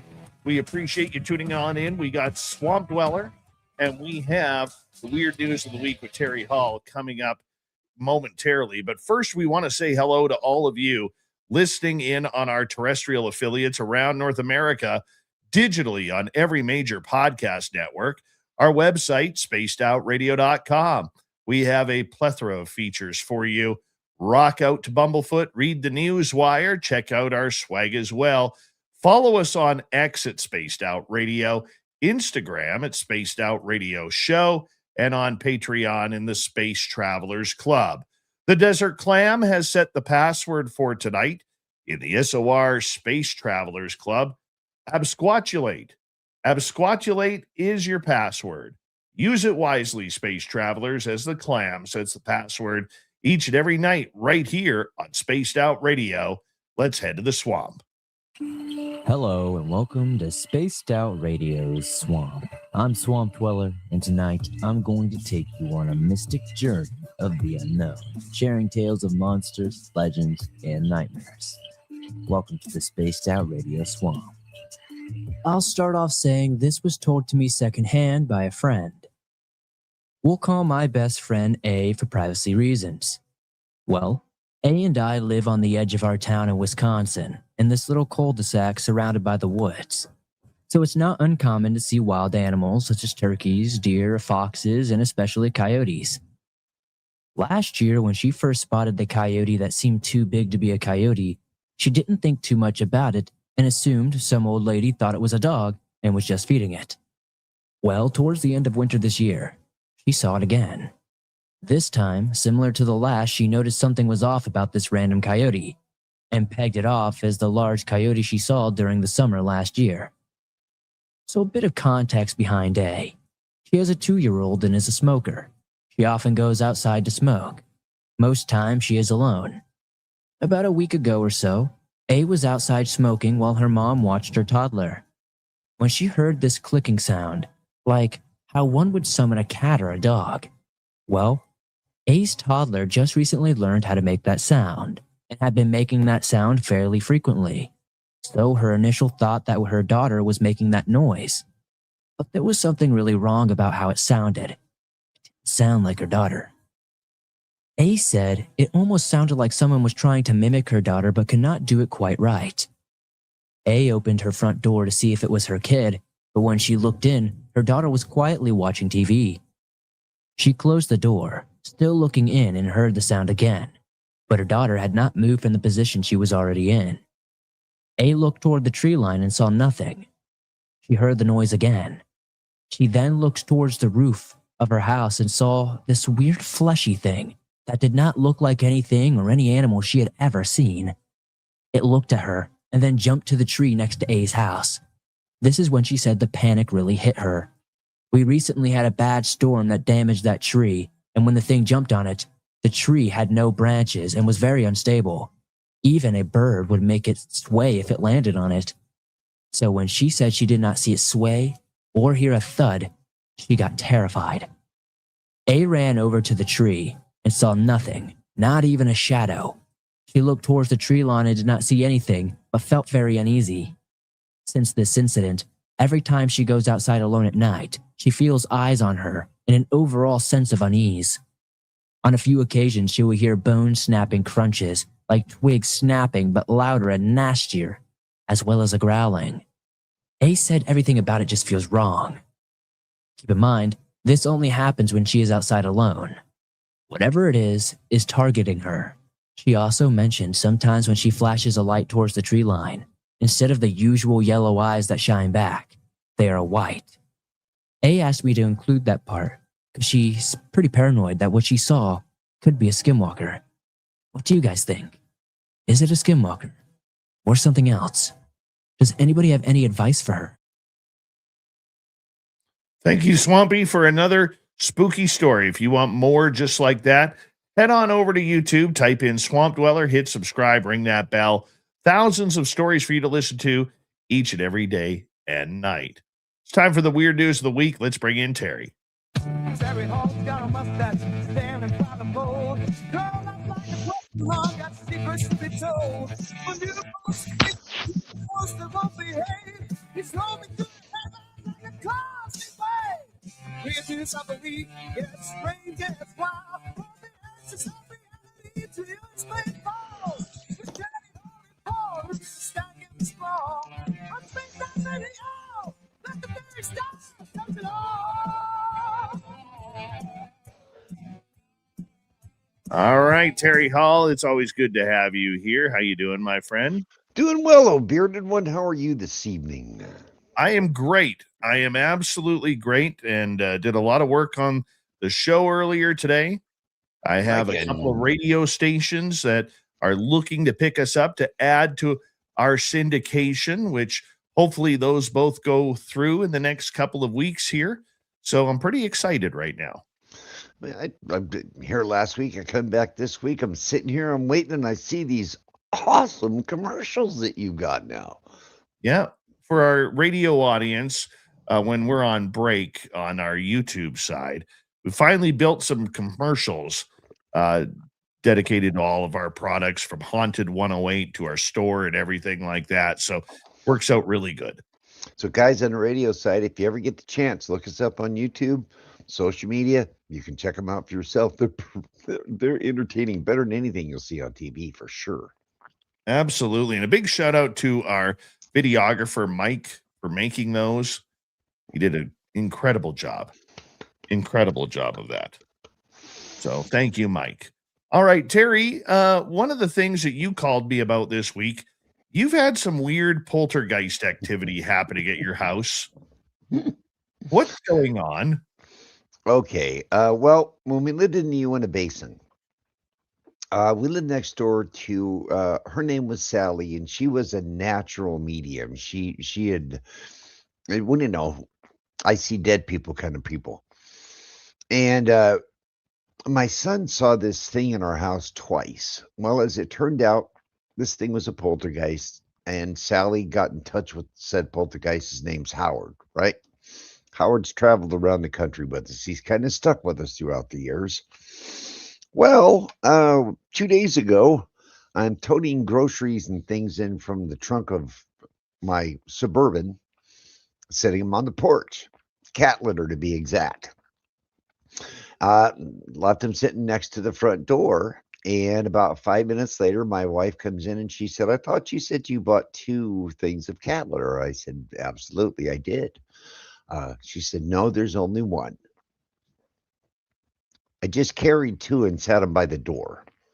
Well, needless to say, one was missing. Now, here's where the twist comes in.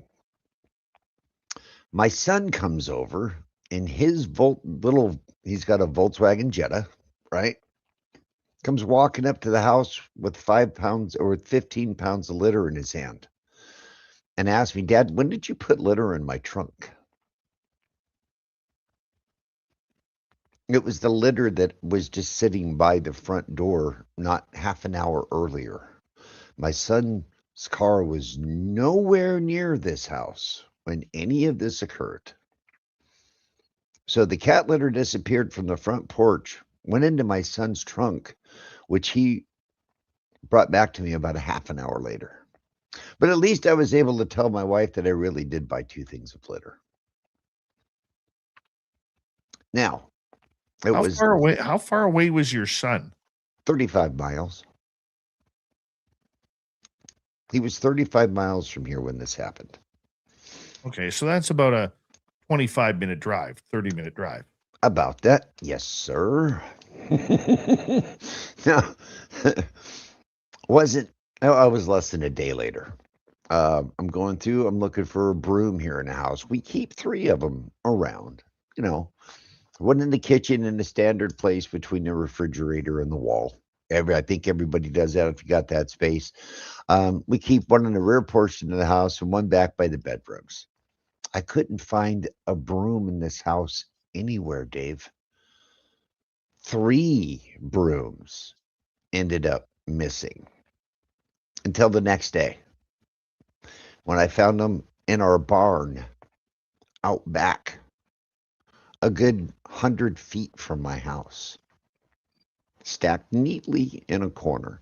So I think that Howard has made his return.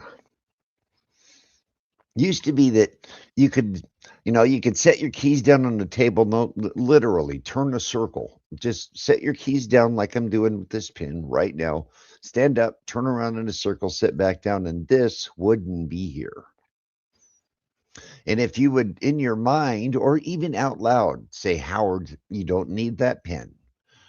Could you tell me, please, where you said it? I need it. And you'd get a mental image of maybe under a pillow on the couch or under the corner of a blanket on the bed. And you could go right there and it would be there. So I think Howard's made his return, Dave. That's the only thing that I can think of. But for 15, these containers weigh 15 pounds. And for that to completely and utterly disappear off the front porch, be put into a trunk that was, well, he was on the way over here, but 35 miles from here. And then for him to just bring it back up to the house and say, when did you put this in my trunk? That blew me away. Matter of fact, I called you that day. I was a little spooked that day. You did. I couldn't figure that one out.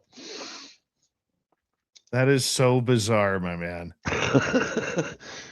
And like I said, the brooms disappeared. Now, once I said, okay, I think once I acknowledged Howard that he is returned. But when Sally described him to me, now when my son saw it, he said he was a tall guy and he had a hat on. Now, keep in mind, my son was 3 when this happened. Sally told me his name was Howard, that he had a bowler hat, like they wore in the early 1900s, a duster coat. She described him to a T, exactly what my son told me. And like I said, Howard's just decided that as we move around, he's just kind of hung out with us throughout the years. So I'm hoping it's Howard, Dave. I'm hoping for your sake it is too, because sometimes, not to put bad juju on you or this scenario, Terry, but sometimes these poltergeists start off very, very calmly, maybe a little funny, before all of a sudden getting a little bit nasty. Are you worried about that? Well, as you know, that one of my research trips, where I went to a location, I ended up with a hitchhiker. And that thing has caused me issues for years. Um, I've had I've had a good amount of success with a Santeria priest, a friend of mine in New Orleans who practices Santeria, and he's kind of instructed me on how to do some of their ritual cleansings and things, which cleared that up. But I would be more concerned on the hitchhiker causing those kind of issues rather than Howard, because Howard has been around us for about 30 years now.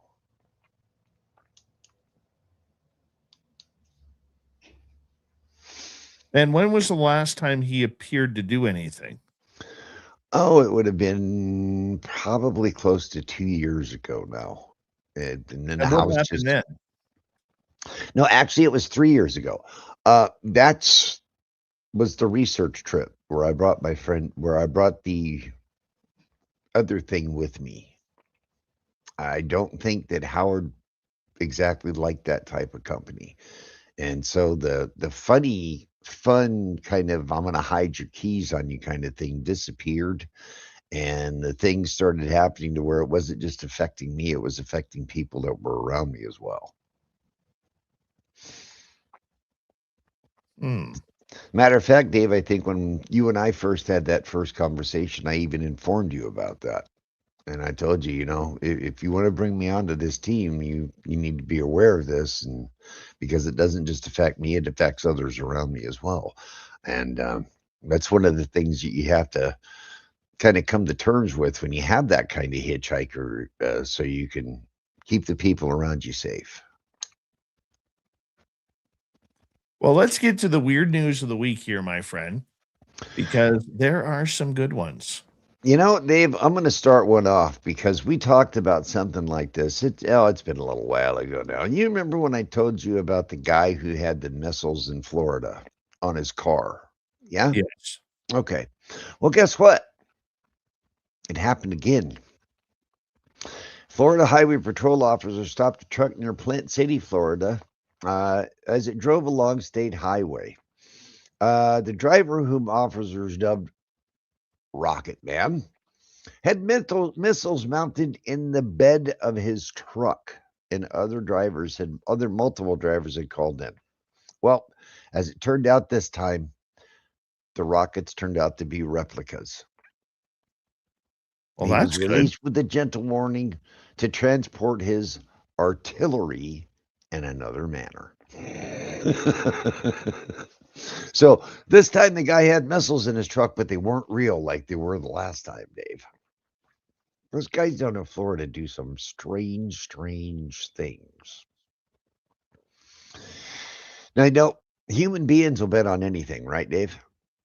Of course. Now, I've heard of horse racing. I've even heard of cockroach racing, right? But I never heard of this one. Applications are now open for the first ever Sperm Racing World Cup. Organizers expect specimens from 128 separate countries around the world to race around a tiny track. All hopes of winning the $100,000 prize. Sperm racing isn't a joke, they said. That would be Eric Zool, one of the organizers of this event. Male fertility is declining. Nobody's really talking about it. And sperm motility, how fast your sperm moves, turns out to be a massive factor in fertility. Applicants must be 18 years or older, free of STDs, and available to participate in qualifying rounds and tournaments. Well, that's nice. $100,000 if yours comes to the line first, Dave. Now, we're betting on everything anymore, Dave. We're betting on everything. Well, that's a little bit interesting. Here's one for you. Remember the television show WKRP? was one of my all-time favorite shows. Yes, I do remember that show. Well, there is no technical radio station in the United States called WKRP in Cincinnati, of course. So it may be happening. It may be happening. So this gentleman works in radio, owns some radio stations. Says, I cannot by contract tell you when, I cannot tell you who, but I can tell you direct to the camera. WKRP, after 48 years, is coming to Cincinnati. DP McIntyre, who runs the media nonprofit that is auctioning off the famous call letters, told the Associated Press, book it. It's done. The call sign was made famous by WKRP in Cincinnati, a CBS television sitcom that ran from 1978 to 1982. It made stars out of people like Lonnie Anderson and Richard Sanders, whose bumbling newsman Les Nessman reported on a Thanksgiving promotion gone bad when live but flightless turkeys were dropped from a helicopter. Oh, the humanity. Oh, it's one of the greatest lines ever, right? McIntyre remembers watching the show in its first episode, featuring disc jockeys Dr. Johnny Fever, who was Howard Hessman, and Venus Flytrap, who was played by Tim Reed, in the living room with his parents and older sister. And the end of it all, at the end of the 30-minute episode, he said, I got up and I proclaimed I'm going to be in radio, and if I ever have the opportunity, I'm going to run a station called WKRP. McIntyre said he got his first on-air job at 13 as a news anchor, and that was in Pennsylvania. Now he's looking forward to actually bringing WKRP to Cincinnati. That's so awesome. That's so awesome. I love W. And you know what? I've often compared Spaced Out Radio to WKRP because honestly, that's what you're doing.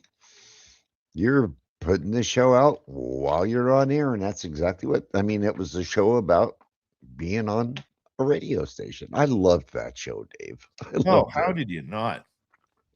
Les Nessman was still the best person on that show. Outside of Dr. Johnny Fever. It was amazing. His tape on the floor because he wanted his own office with walls, but you had to respect the tape as walls and knock on his imaginary door, or the fact that he always had a Band-Aid on somewhere. That was the start of my celebrity crush days with, of course, that show was great. Lonnie Anderson. We need shows like that again. Yeah, Lonnie Anderson, man, I tell you what, Bert had it made. And the fact that the program director, Andy, allowed Dr. Johnny Fever to finally say booger on the air after he got fired from a different station for saying the word booger. Oh, it was maddening. And how about the Herb Tarlick, the salesperson? Oh, Herb was great. He was so slimy, but he was great. I loved that. And the casting for that show was just, they couldn't have done it any better. It was great. And because Herb was the guy you loved to hate because he was so slimy, he was cool. Oh, yeah. Dave, so many memories. Weird here today. So many memories of that show. It was absolutely wonderful. Absolutely. Every time we start going back to nostalgia days like that, especially with what's going on with Artemis right now, right? Where they're back, we're back again. That makes me think of when I was a kid just sitting there on the floor watching the Apollo missions back in the 70s was when I was a kid. So it brings back some good memories. And if they do, I'm hoping it's a rock and roll station, right? I think it has to be. That it is a rock and roll station. And let's hope that it's on internet radio, because I will definitely tune into WKRP in Cincinnati. I hope they can get permission to use all the old taglines too. Oh, that would be so cool. That would be so cool. Be really cool. So, Dave, we got a story out of Canada. You got to hold that. You got to hold that because we are going to go to break at the bottom of the hour. The weird news of the week with Terry Hall is going to continue right after this on Spaced Out Radio. Stories from Japan and across Canada and the United States. It's going to be fun. This is Spaced Out Radio. Your host, Dave Scott.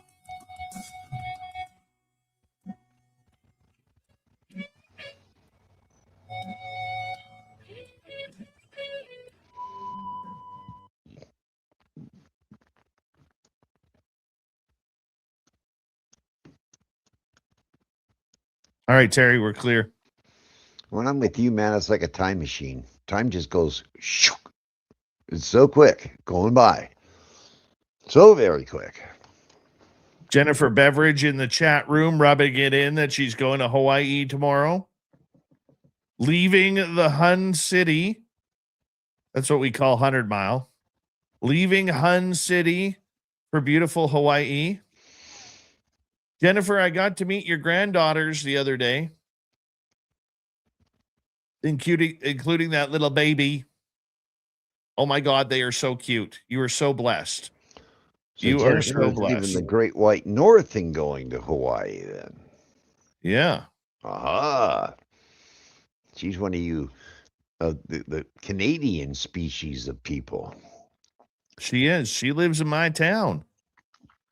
Nice. Well, safe journey to you, Jennifer. Safe journey to you. Absolutely. I think I got a line on your next lawn ornament, Dave. I'll let you know about it when we come back. I got a party in Japan for you. Ooh. I've often wondered what I'd be like in Japan because I'm 6'4". My son, who was there, said, "Dad, it would be like you just looking at a sea of black heads all day long because there's not very many people my height there. And of course, most everyone has black hair. So he said it would be like you standing there looking at a sea of dark heads all day long. But that's a bucket list thing. I want to go. I want to see a sea of dark heads. Yeah, absolutely. I'd love to go to Japan. Japan would be amazing to go to. I also want to go to Thailand too. My dad was in a lot of places in Europe and Asia. Now, Europe, I've been around pretty well. Asia, not so much. But Dad was in Japan and Korea and Thailand and quite a few other places. And he did tell me when I was younger, if the opportunity arises, it's a place that you definitely want to go to at least once. 3 minutes, Terry. Be right back, Dave. I'm going to get a refresher. I will return. And by the way, dude, those commercials are amazing. Yeah, Mike did a great job with those. Mike did a wonderful, wonderful job with those.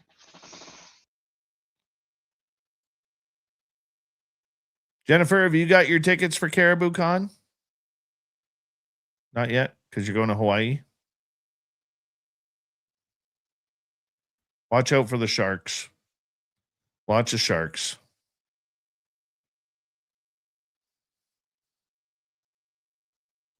Lots of sharks.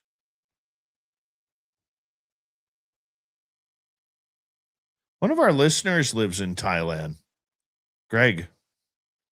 He's usually in the chat room. Well, he hasn't been. He comes and goes. He ebbs and flows. I was pleasantly surprised this afternoon. Were you about our buddies who made their appearance again today? Which buddies? Ben and Joe from UFO Garage. Yeah. Yeah, Ben was in here earlier. I was really just sitting there, the old algorithms, and I was so pleased to see those guys. I was so disheartened when they left, but it was nice to see them back again. Yeah, they're good people. I wish they had time to do more because they are just so great on the air. Well, without saying too much, what happened to them has happened to a lot of people when they started into this thing. They got taken advantage of, and it kind of left a bad taste in their mouth, and they disappeared for a while. So I was very pleased to see them back. Yeah. Yeah, some of those people tried to take us down that road too, but we fought back. Not only did you fight back, Dave, you fought back hard and won. True. Very true. We got 30 seconds, Terry. I want to say a big thank you to our super chatters tonight. We got Benno, we got Matthew, we got Deborah Rooney, we got 1 times 2, that's Area 51, Little Cam, Pat, Pam Harris, Walter Kochabinski, Amy, Science Bob, and Linda. Appreciate your love and support. And we're coming back in 10 seconds.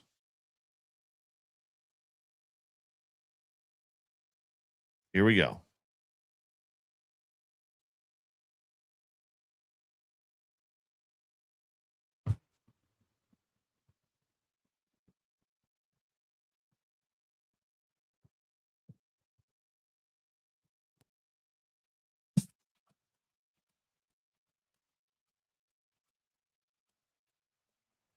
Final half hour of Spaced Out Radio is now underway. My name is Dave Scott. Weird News of the Week with Terry Hall continuing right now. Terry, how you doing, my friend? Got to bring your microphone down, my friend. Wondrous and wonderful as usual when I'm spending time with you, of course. Oh, yes. Absolutely.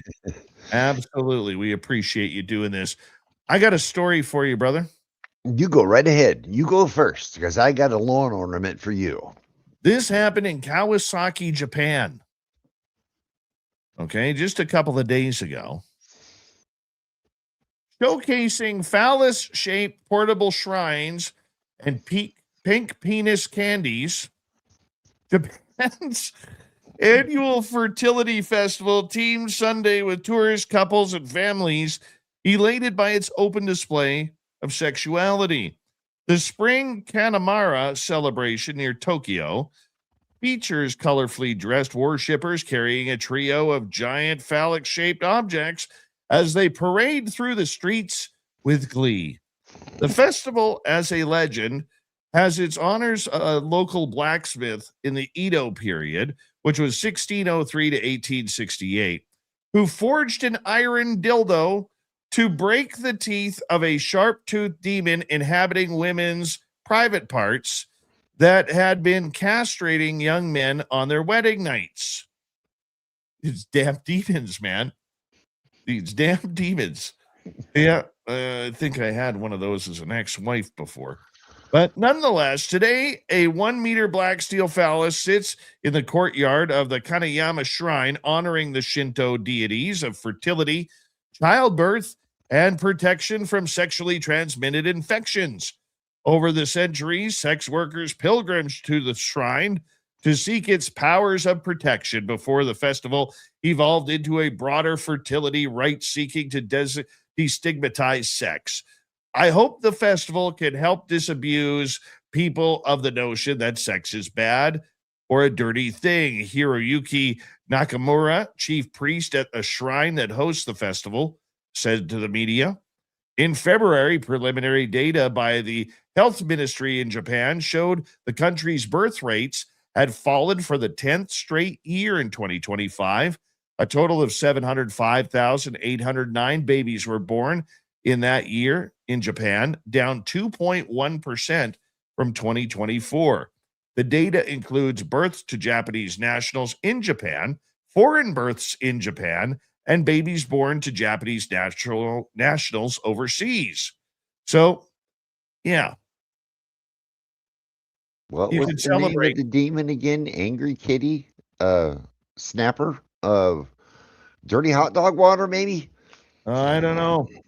I don't know. But all I know is that it had been castrating young men on their wedding nights for years during the Edo period. Glad I wasn't born during the Edo period. We wouldn't be broadcasting today if it was. An angry demon with sharp teeth. Demon penises and demon vaginas infested Japan between 1603 and 1868. Dave, that just brought back such a strange memory. Oh, I don't even want to hear those.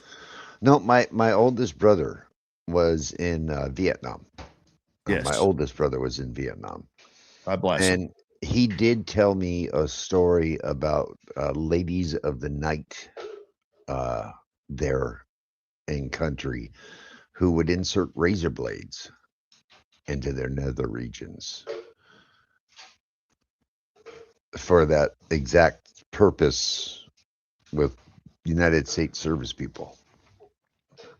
Boy, Dave, I haven't thought about that in 45 years. Oh. I could have done without that one. Yeah. My teeth are hurting. Your teeth are hurting. Oh.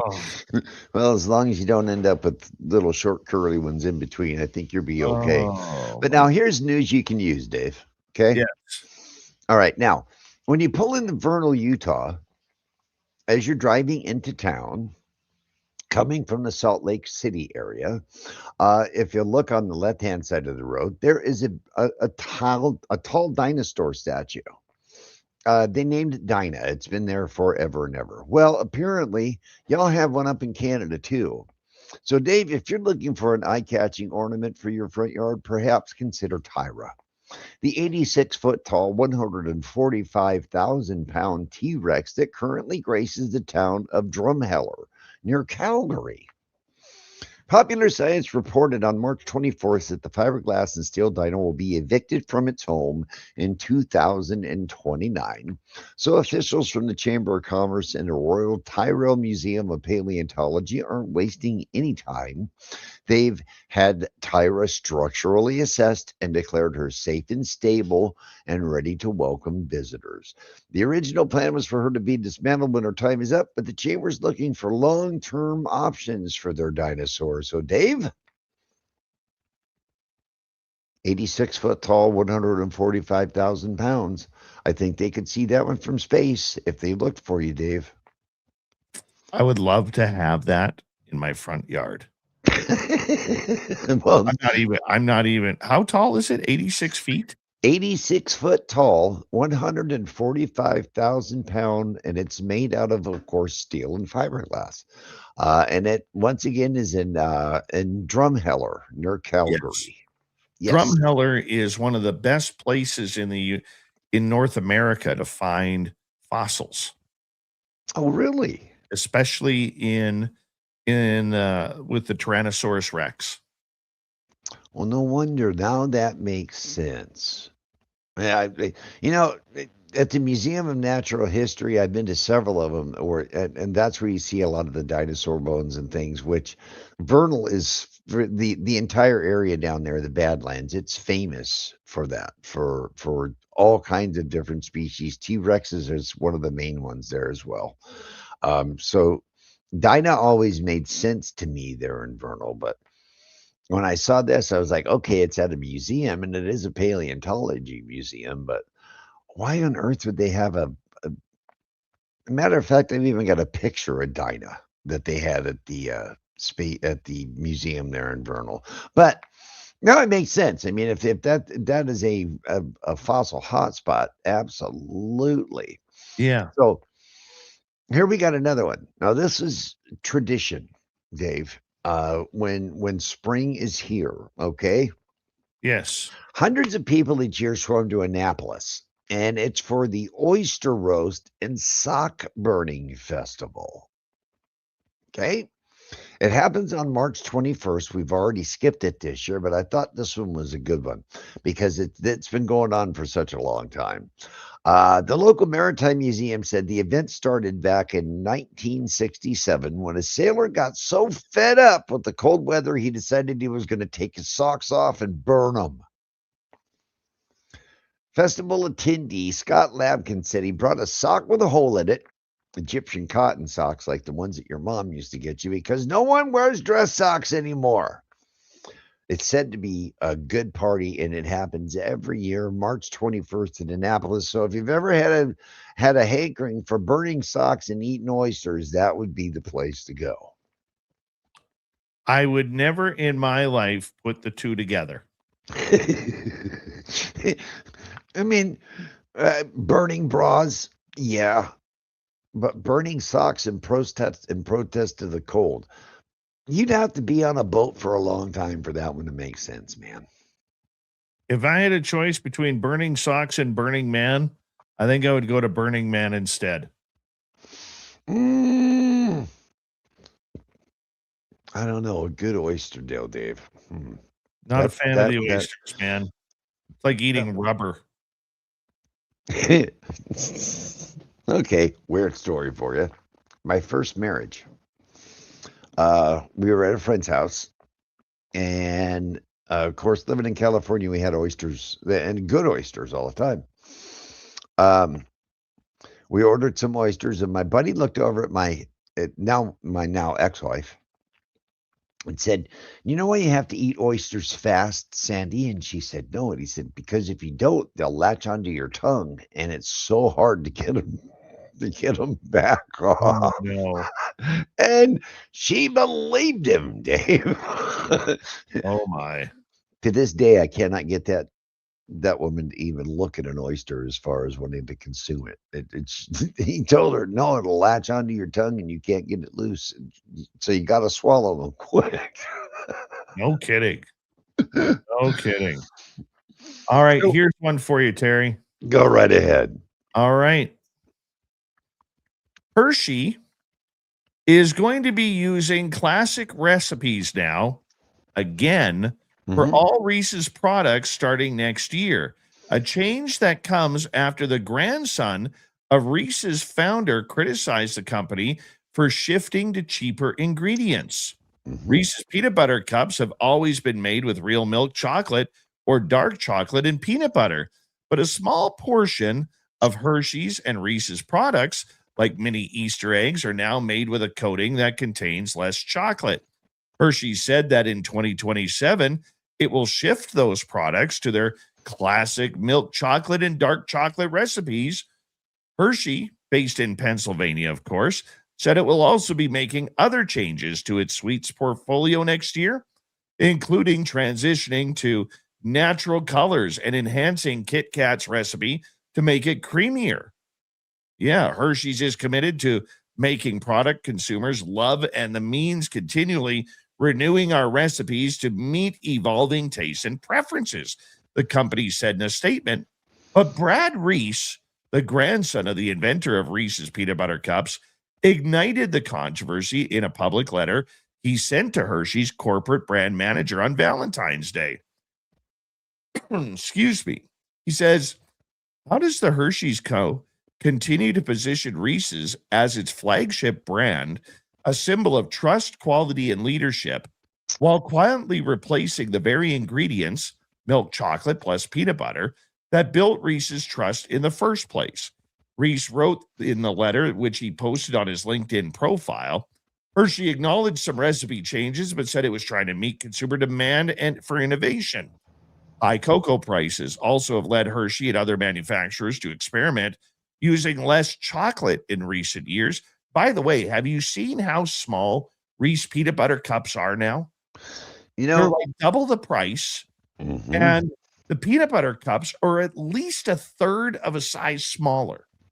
What's funny about that, Dave, and it's not just with Reese's peanut butter cups. It's basically all candy bars. The regular size candy bar now and the king size candy bars. Basically, the king size candy bars were the same size regular candy bars from back in 1972.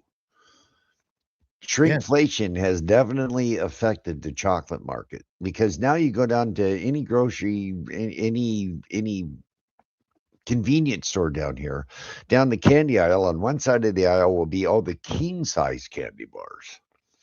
On the opposite side are the regular size candy bars. But I mean, they're getting down to the point now to where you don't even want to hand them out at Halloween because they're too little.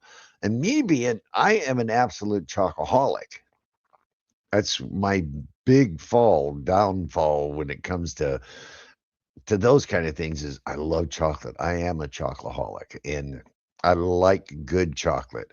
And a European, a friend from London, summed up Hershey's for me one time. He said, dude, I just don't like Hershey's chocolate. He said, not the taste while you're eating it, but after you're done consuming it, when you do that exhale and you feel it on the back of your tongue. He said it leaves an aftertaste of vomit. And once he said that, I never have been able to get that taste out of my mouth. So it kind of ruined Hershey's for me. I am so glad that they're going back to something that's not quite so grainy, should be smoother, a lot more creamy, and better to eat all the way around. I'm hoping. I mean, this is like when Coke, but Coke was very blatant about it when they went and they had changed their profile. National uproar, worldwide uproar, and they went back to Coke Classic. I always thought that was some sort of marketing gig, to be real honest about it. Yeah, that new Coke was terrible. That's what everybody said. As you guys, as the SOR family knows, I'm not really a Coke drinker. My parents were. My mom loved Coke. That's all she would drink, but I just never was Mine too. big on Coke, But I do have one that's the creme de la weird, according to the headline, Dave. Professional cornhole player and quadruple amputee. Oh, this was about Dayton again. This was about Dayton. We talked about this guy last week. They filled the story out a little bit more this week, Dave. Perfect. So what happened was Dayton James Weber, 27, was arrested on March 22nd in Charlottesville, Virginia. Earlier in the evening, Weber and Bradrick Michael Wells, 27, got into an argument as Weber drove in La Plata, Maryland, witnesses said. Weber actually shot and killed Wells. Now, Weber is a quadruple amputee, which is why we reported on the story to begin with. A quadruple amputee shoots someone. Weber allegedly shot and killed Wells, then pulled over and asked his backseat passengers to pull Wells' body from the car. They refused and left the vehicle. Then they called the police. Weber drove with Wells' body, which was later found in a yard. When detectives found Weber, he was at Virginia Hospital seeking medical care. In Maryland, he's expected to be charged with first-degree murder, second-degree murder, and more. Weber plays in the American Cornhole League as a quadruple amputee, which in 2023 called him a shining example of our slogan, anyone can play, anyone can win. So that filled out the story. Like, last week when you were playing Swampy and we never did find out the end of that story, at least we found out the end of this one. Well, that's good. That's good. Here's one for you, Terry. We got about 4 minutes to go. All right. I think you'll like this one. So here in British Columbia, in Squamish, BC, there is some very steep mountain rocks that people like to climb.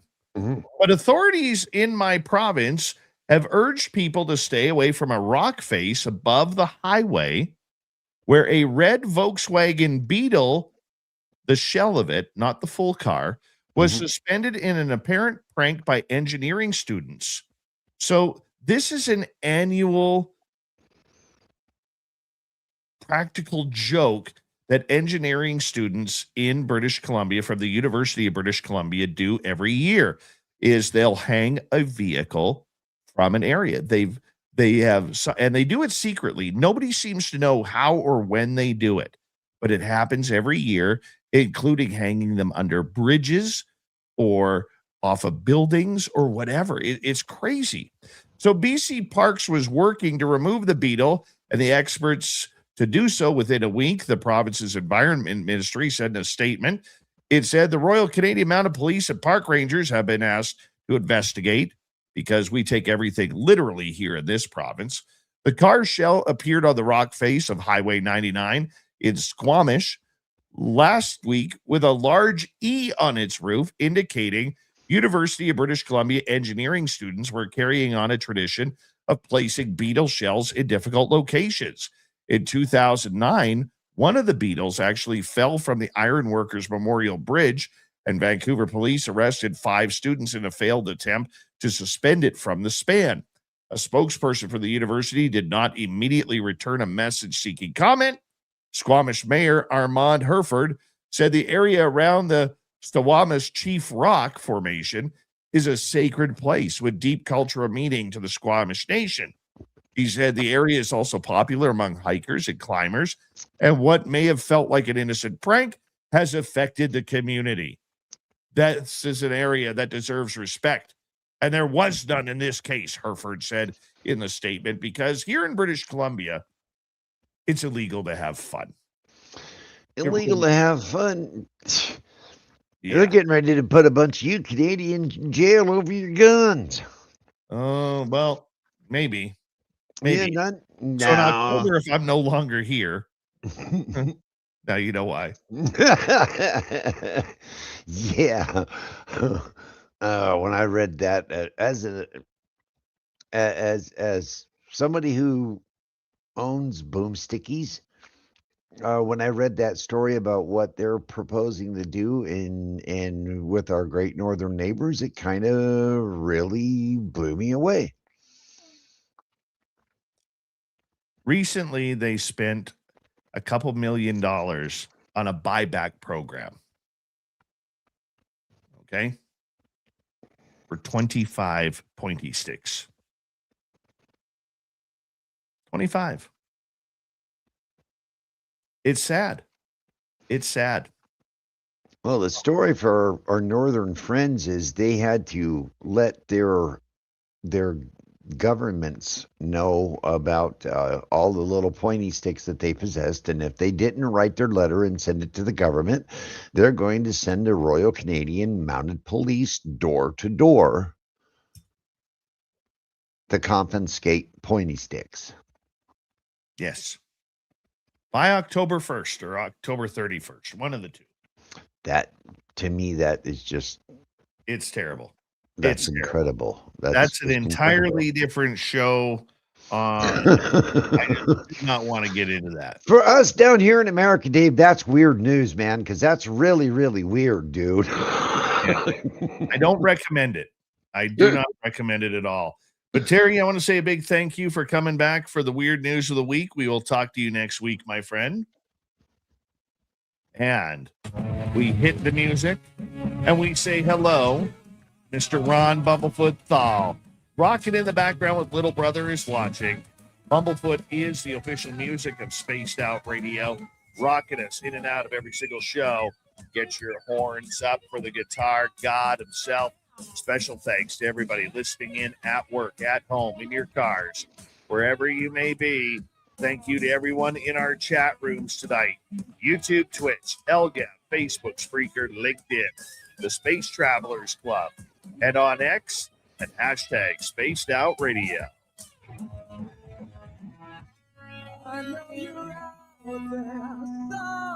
Remember, this show is copyright by Spaced Out Radio and Bigfoot Broadcasting Limited. Thank you so much for choosing to share your evening with us, because together, my friends, we're watching. We own the night. Mr. Bumblefoot, we need a favor. We need you to take us home.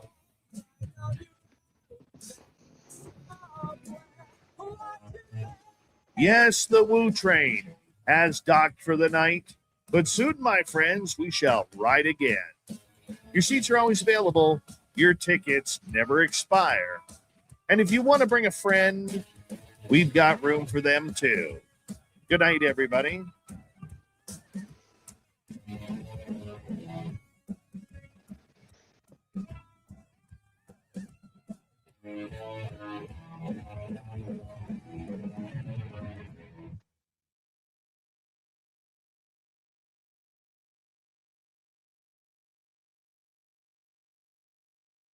One second, Terry.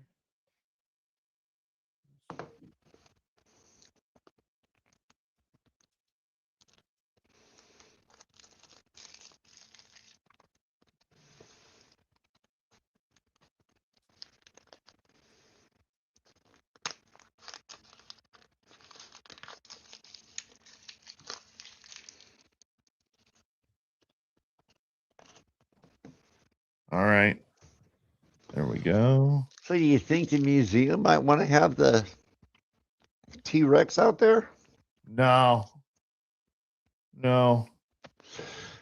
All want right. to say something about the whole pointy stick thing, and I got to be careful with this because, you know, under our new authoritarianism that's happening here, if you don't say the right thing or put it the right way, you can get in trouble. But from what I know, the RCMP are not wanting to do it. They're not wanting to do the gun grab. They're shorthanded. They don't have they're short about 3,600 officers right now across the country. They don't want to do it. And so that is one thing. And they always use the term assault weapons around here in our country. That's popular down here too, Dave. Assault weapons have been illegal in Canada since the 1970s. Right? I mean, dude, So- a machete can be an assault weapon. Well, Come on. so can a crowbar, so can a fork. Yep. Right? I was, and I'm going to be blunt with you. I was, for those who do not like pointy sticks, I get exactly what you're talking about. I do. Because up until about 4 years ago, I was the most anti-pointy stick person you'd ever met. Okay. I come from a family that has been affected by gun violence. I have seen what can happen with it. I don't like it. It scares me. Okay. I thought point blank that people do not need to go into the wilderness and hunt when there's plenty of food at the grocery store. Okay, now remember, my thinking was very diluted because I grew up in a city, right? I didn't know what it was like for people with hunting and you know, all of that. You know, my idea was hunting is people just going for trophies. Had nothing to do with meat or survival.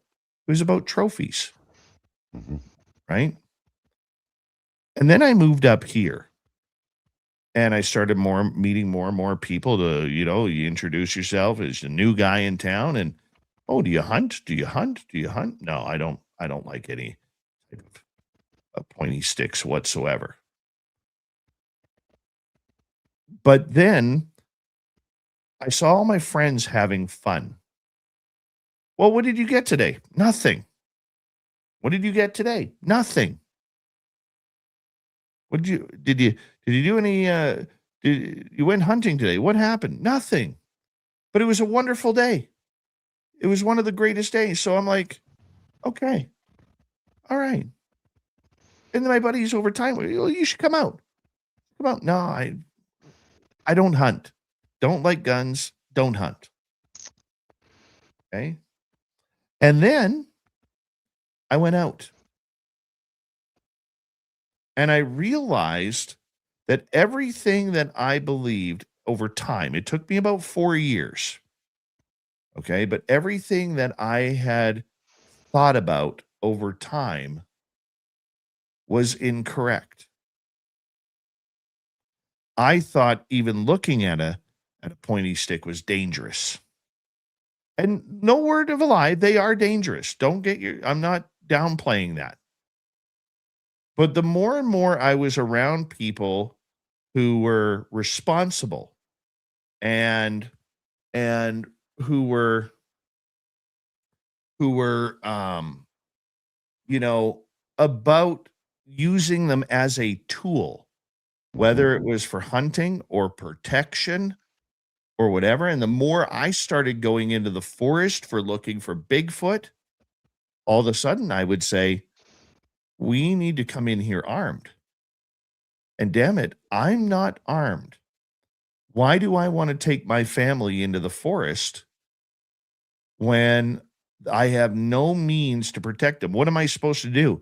Go all Karyn on these bears and mountain lions? Say, you stop that. No chasing my family, mister. Okay. And then I realized how in the wrong I was about my definition of being a pointy stick owner. So I started asking my friends some questions. I started going hunting with them quite a bit. And I was like, this is something I need to learn. And then I looked at my boy and I thought of a couple things. Number one, this world is not getting any safer.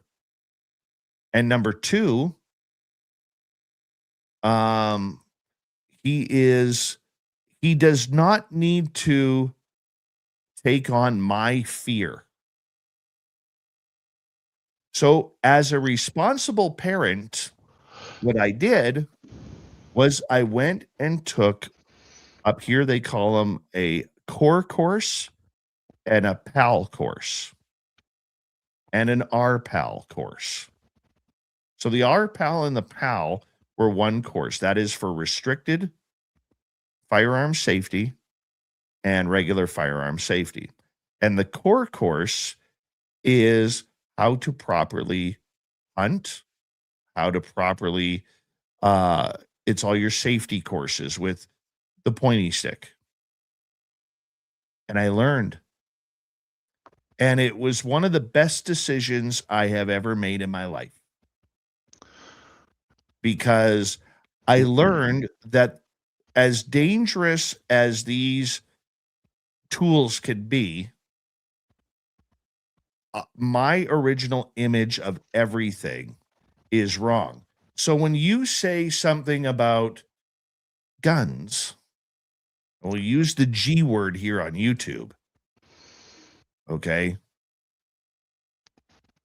When you say something, you think about somebody holding a Beretta walking down the street on their side. So up here, handguns are illegal. And before the liberals made them illegal, they were considered a restricted firearm. So if you had a handgun, the only place you could use it was at a shooting range, a legalized shooting range. And you could not stop. So let's say you were stopping to get gas or stopping at a restaurant. You could not do that if you had a handgun in your vehicle. You could only take it to and from its location, there and back, and then into your safe. So in Canada, all of our pointy sticks have to be in a safe, locked at all times. Okay. That is why I think it, a lot of people will say, well, what about castle law?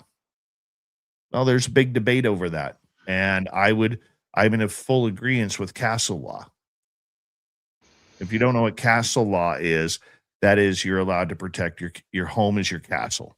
It's kind of our eminent domain kind of thing down here, huh? Yes.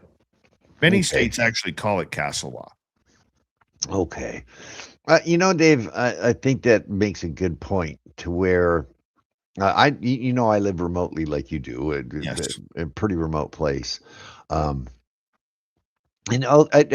can relate it a little bit more on broad spectrums as well. Now in Utah is an open carry state. I could walk down the road with my Beretta on my hip if I wanted to, right? Openly. No ifs, ands, or buts about it. But once again, Utah is a place to where 5 minutes outside of any major city, you can be up in the mountains with mountain lions and bears and everything else. So it's kind of a necessity type of thing. When you move into a remote area like Dave and I live in, they become a necessity. I mean, there's been many times. 2 weeks ago, I had my dogs out in the back 40 in the back pastures, and no less than, this thing was probably 3 yards away from us. A coyote just popped up out of the tall grass and booked. Mm-hmm. Now it could have, it could have been me alone out in that field without my dogs, without 4 dogs with me, and that coyote, instead of bouncing out and going back towards the hill where it came from, could have came towards me. So where you live dictates a lot about that, Dave. And hunting for me has always been a cherished thing. My dad taught me how to hunt. His dad taught him how to hunt, right? We've always been able to keep our freezer full because of it, and it's a blessing. I, on the other hand, do not. I can't stand a trophy hunter, Dave. Oh, neither can I. I think that they should Neither can I. outlaw trophy hunting altogether. I would agree with you. Right? If you are hunting an animal for the sake of putting it on your wall, and that's the only way. Never mind. Okay, hey, if you put a deer head or a moose head up on your walls, that's probably because you've already taken the body to the butcher to get it prepared for consumption. Yep. Okay. Nobody is eating a jaguar. Nobody is eating an elephant, a tiger, a lion. Nope. Or anything like that. That is strictly for those who are trophy hunting. Yeah. Okay, you're not eating a giraffe. You're not eating a rhinoceros. You're not eating a hippopotamus. Yeah, I tend to be pretty open-minded about a lot of things, but I'm pretty closed-booked when it comes to trophy hunters. I think they're the scum of the earth. Absolutely. Right? Dr. Bob, how you doing? And yes, Jay Truth Seeker, bow and arrows are allowed. I always enjoy it when you have science on. Me too, man. Bob is such a wealth of knowledge, and with everything that's going on, if you got a question about what's going on, Bob's a good guy to go talk to about it, I tell you what. Well, Dave, I think I'm going to call it an evening. Guys, thank you once again for making me part of your evening, and thanks for having me on again, Dave. And I will talk to you mañana. Take care of that beard, yeah? Much loved, and don't forget to pet the mustache. Much love, guys. See you next week. All right. See you. Terry Hall, everybody. One of the good guys in this field. Oh, Terry, before you go, we're he already left. He already left. I'll tell him on the phone. Super Ron, how you doing? Right? Super Ron, how are you doing? Yeah, guys, I had a complete, utter fear of pointy sticks. I really did. And I'm so glad that I went and got myself educated, because I was so in the wrong. I was so in the wrong with my thinking on everything on that. And I'm glad I went and got it done. It just, and the fact now that after I bought a couple of pointy sticks, GSG 16, 22 long range, just for fun, just blinkers, because they look like a scary weapon, they were banned. And I haven't given them up yet. They want me to, but I haven't. That's the truth. So even though I bought them legally, I've registered them with the Canadian government, and I do not take them out to use them because I legally cannot, because they look scary. Not allowed to do it. And up here, they have recently banned, in the last couple of years, over 2,500 types of pointy sticks. I'm not giving them up. Bombshell Bomber, how you doing? In fact, out of all the firearms owners in Canada, only 1.6% of Canadians have given up their firearms. People are pissed off. But the problem that we have here is the majority of the Canadian population lives in metropolis areas like Toronto, Vancouver, Montreal. Okay. And when they see gun violence, which there is, okay, the problem is They want to punish the legal owners and not the people who are committing the crimes with them. And legal gun owners are less than 4% of the crime. Less than 4.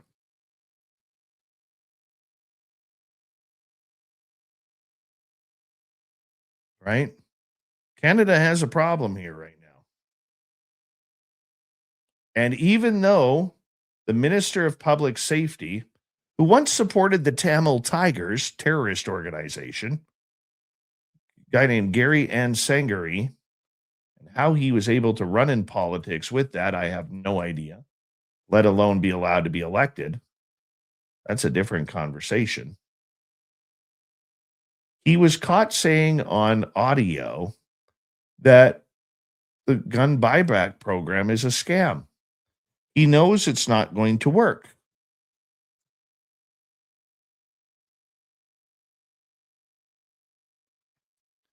Gun laws work, man. They do. I'm not here to dictate what happens in the US. I can only comment what happens here in Canada. Okay. The majority of gun violence in Canada happens in metropolitan cities, number one. And number two, the weaponry used is usually brought into the country as unregistered firearms. And that's what happens. That's the truth of it all. So now I am eventually going to be considered a criminal in Canada because I refuse, like 99% of legal firearms owners in Canada, I refuse to give my pointy sticks up.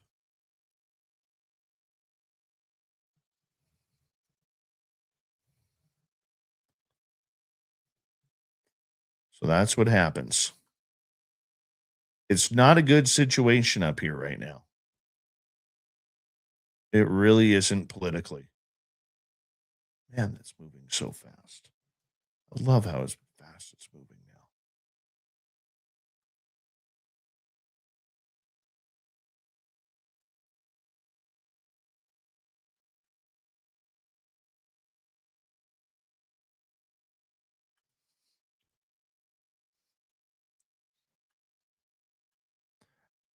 And with all the issues that you guys have going on down there politically, if you paid attention to what was actually going on up here, now granted, you guys have in the US have the most powerful country in the world.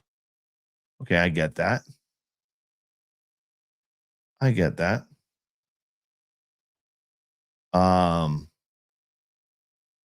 It's dangerous what's happening up here right now, and people are falling for it.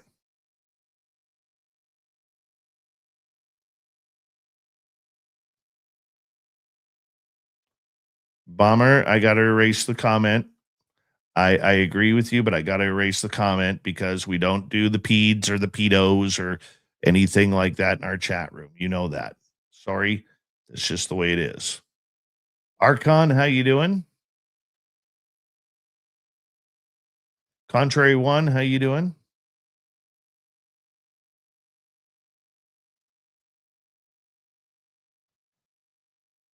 Exactly, Claudette. Like Claudette lives in an area much like me, except she's way more north than me. And she understands how much of a tool a pointy stick can be. Right? And one of the biggest lessons that I learned in all of it, all right, one of the biggest lessons that I've learned out of all of it is that I never looked at a pointy stick as a tool prior to me learning. I never did. Never knew that. I always thought of them as being these evil things that we didn't need. Nobody needed them.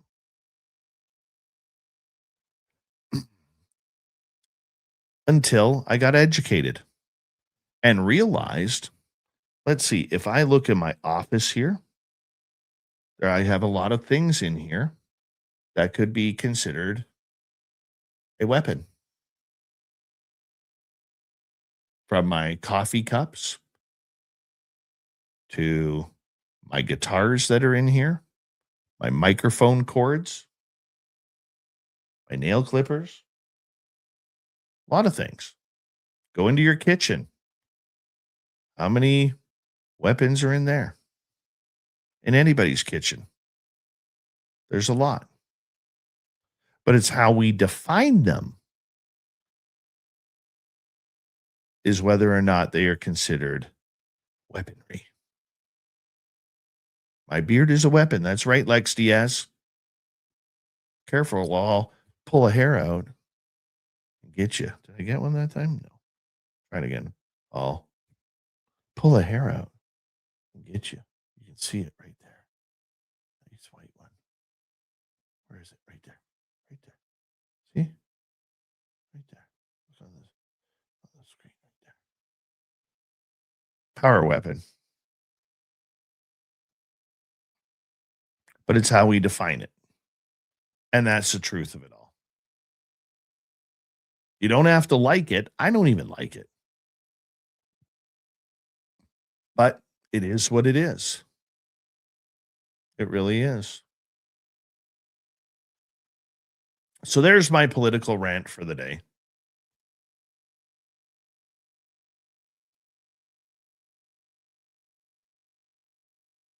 Actually, Lex, when you get this thick, it doesn't hurt anymore. Unless you're my son who absolutely grabs my beard up here and yanks it down. That hurts. Just giving a little tug there to pull the hair out, that doesn't hurt anymore.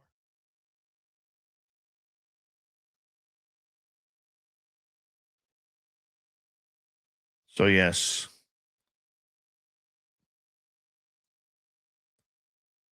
It's scary. It is scary right now. Yeah. And that's why many people are pushing for Alberta and Saskatchewan to separate. Because of things like this and others. I hope they don't, because Canada's a great country. We're just lost right now.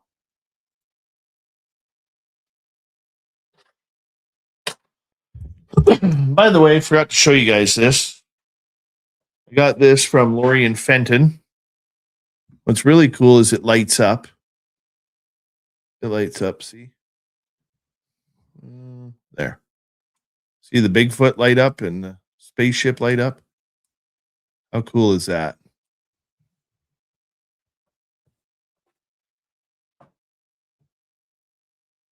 I got a Bigfoot too. She got them for me. Tomorrow night on the show, who's here? Let me figure it out. Hold on. Who's on tomorrow night? Tomorrow night on the show, Scott Brush is going to be here. 30 years of investigating Sasquatch. We're going to get into it with him. It's going to be awesome. Love talking Sasquatch. It's so much fun. Thank you tonight to Juan, Lil Cam, Linda, Science Bob, Deb Rooney, Pat, Area 51 again, Amy, Matthew, Pam, Walter, and Benno for the super chats. Don't forget to leave a comment after the show. Let us know what you think. Let us know what you know. Yes, I might change that. That's a little too bright. I might move it over here. But let us know. Tell a friend. And we'll see you tomorrow night, everybody. Much love to you. Take care.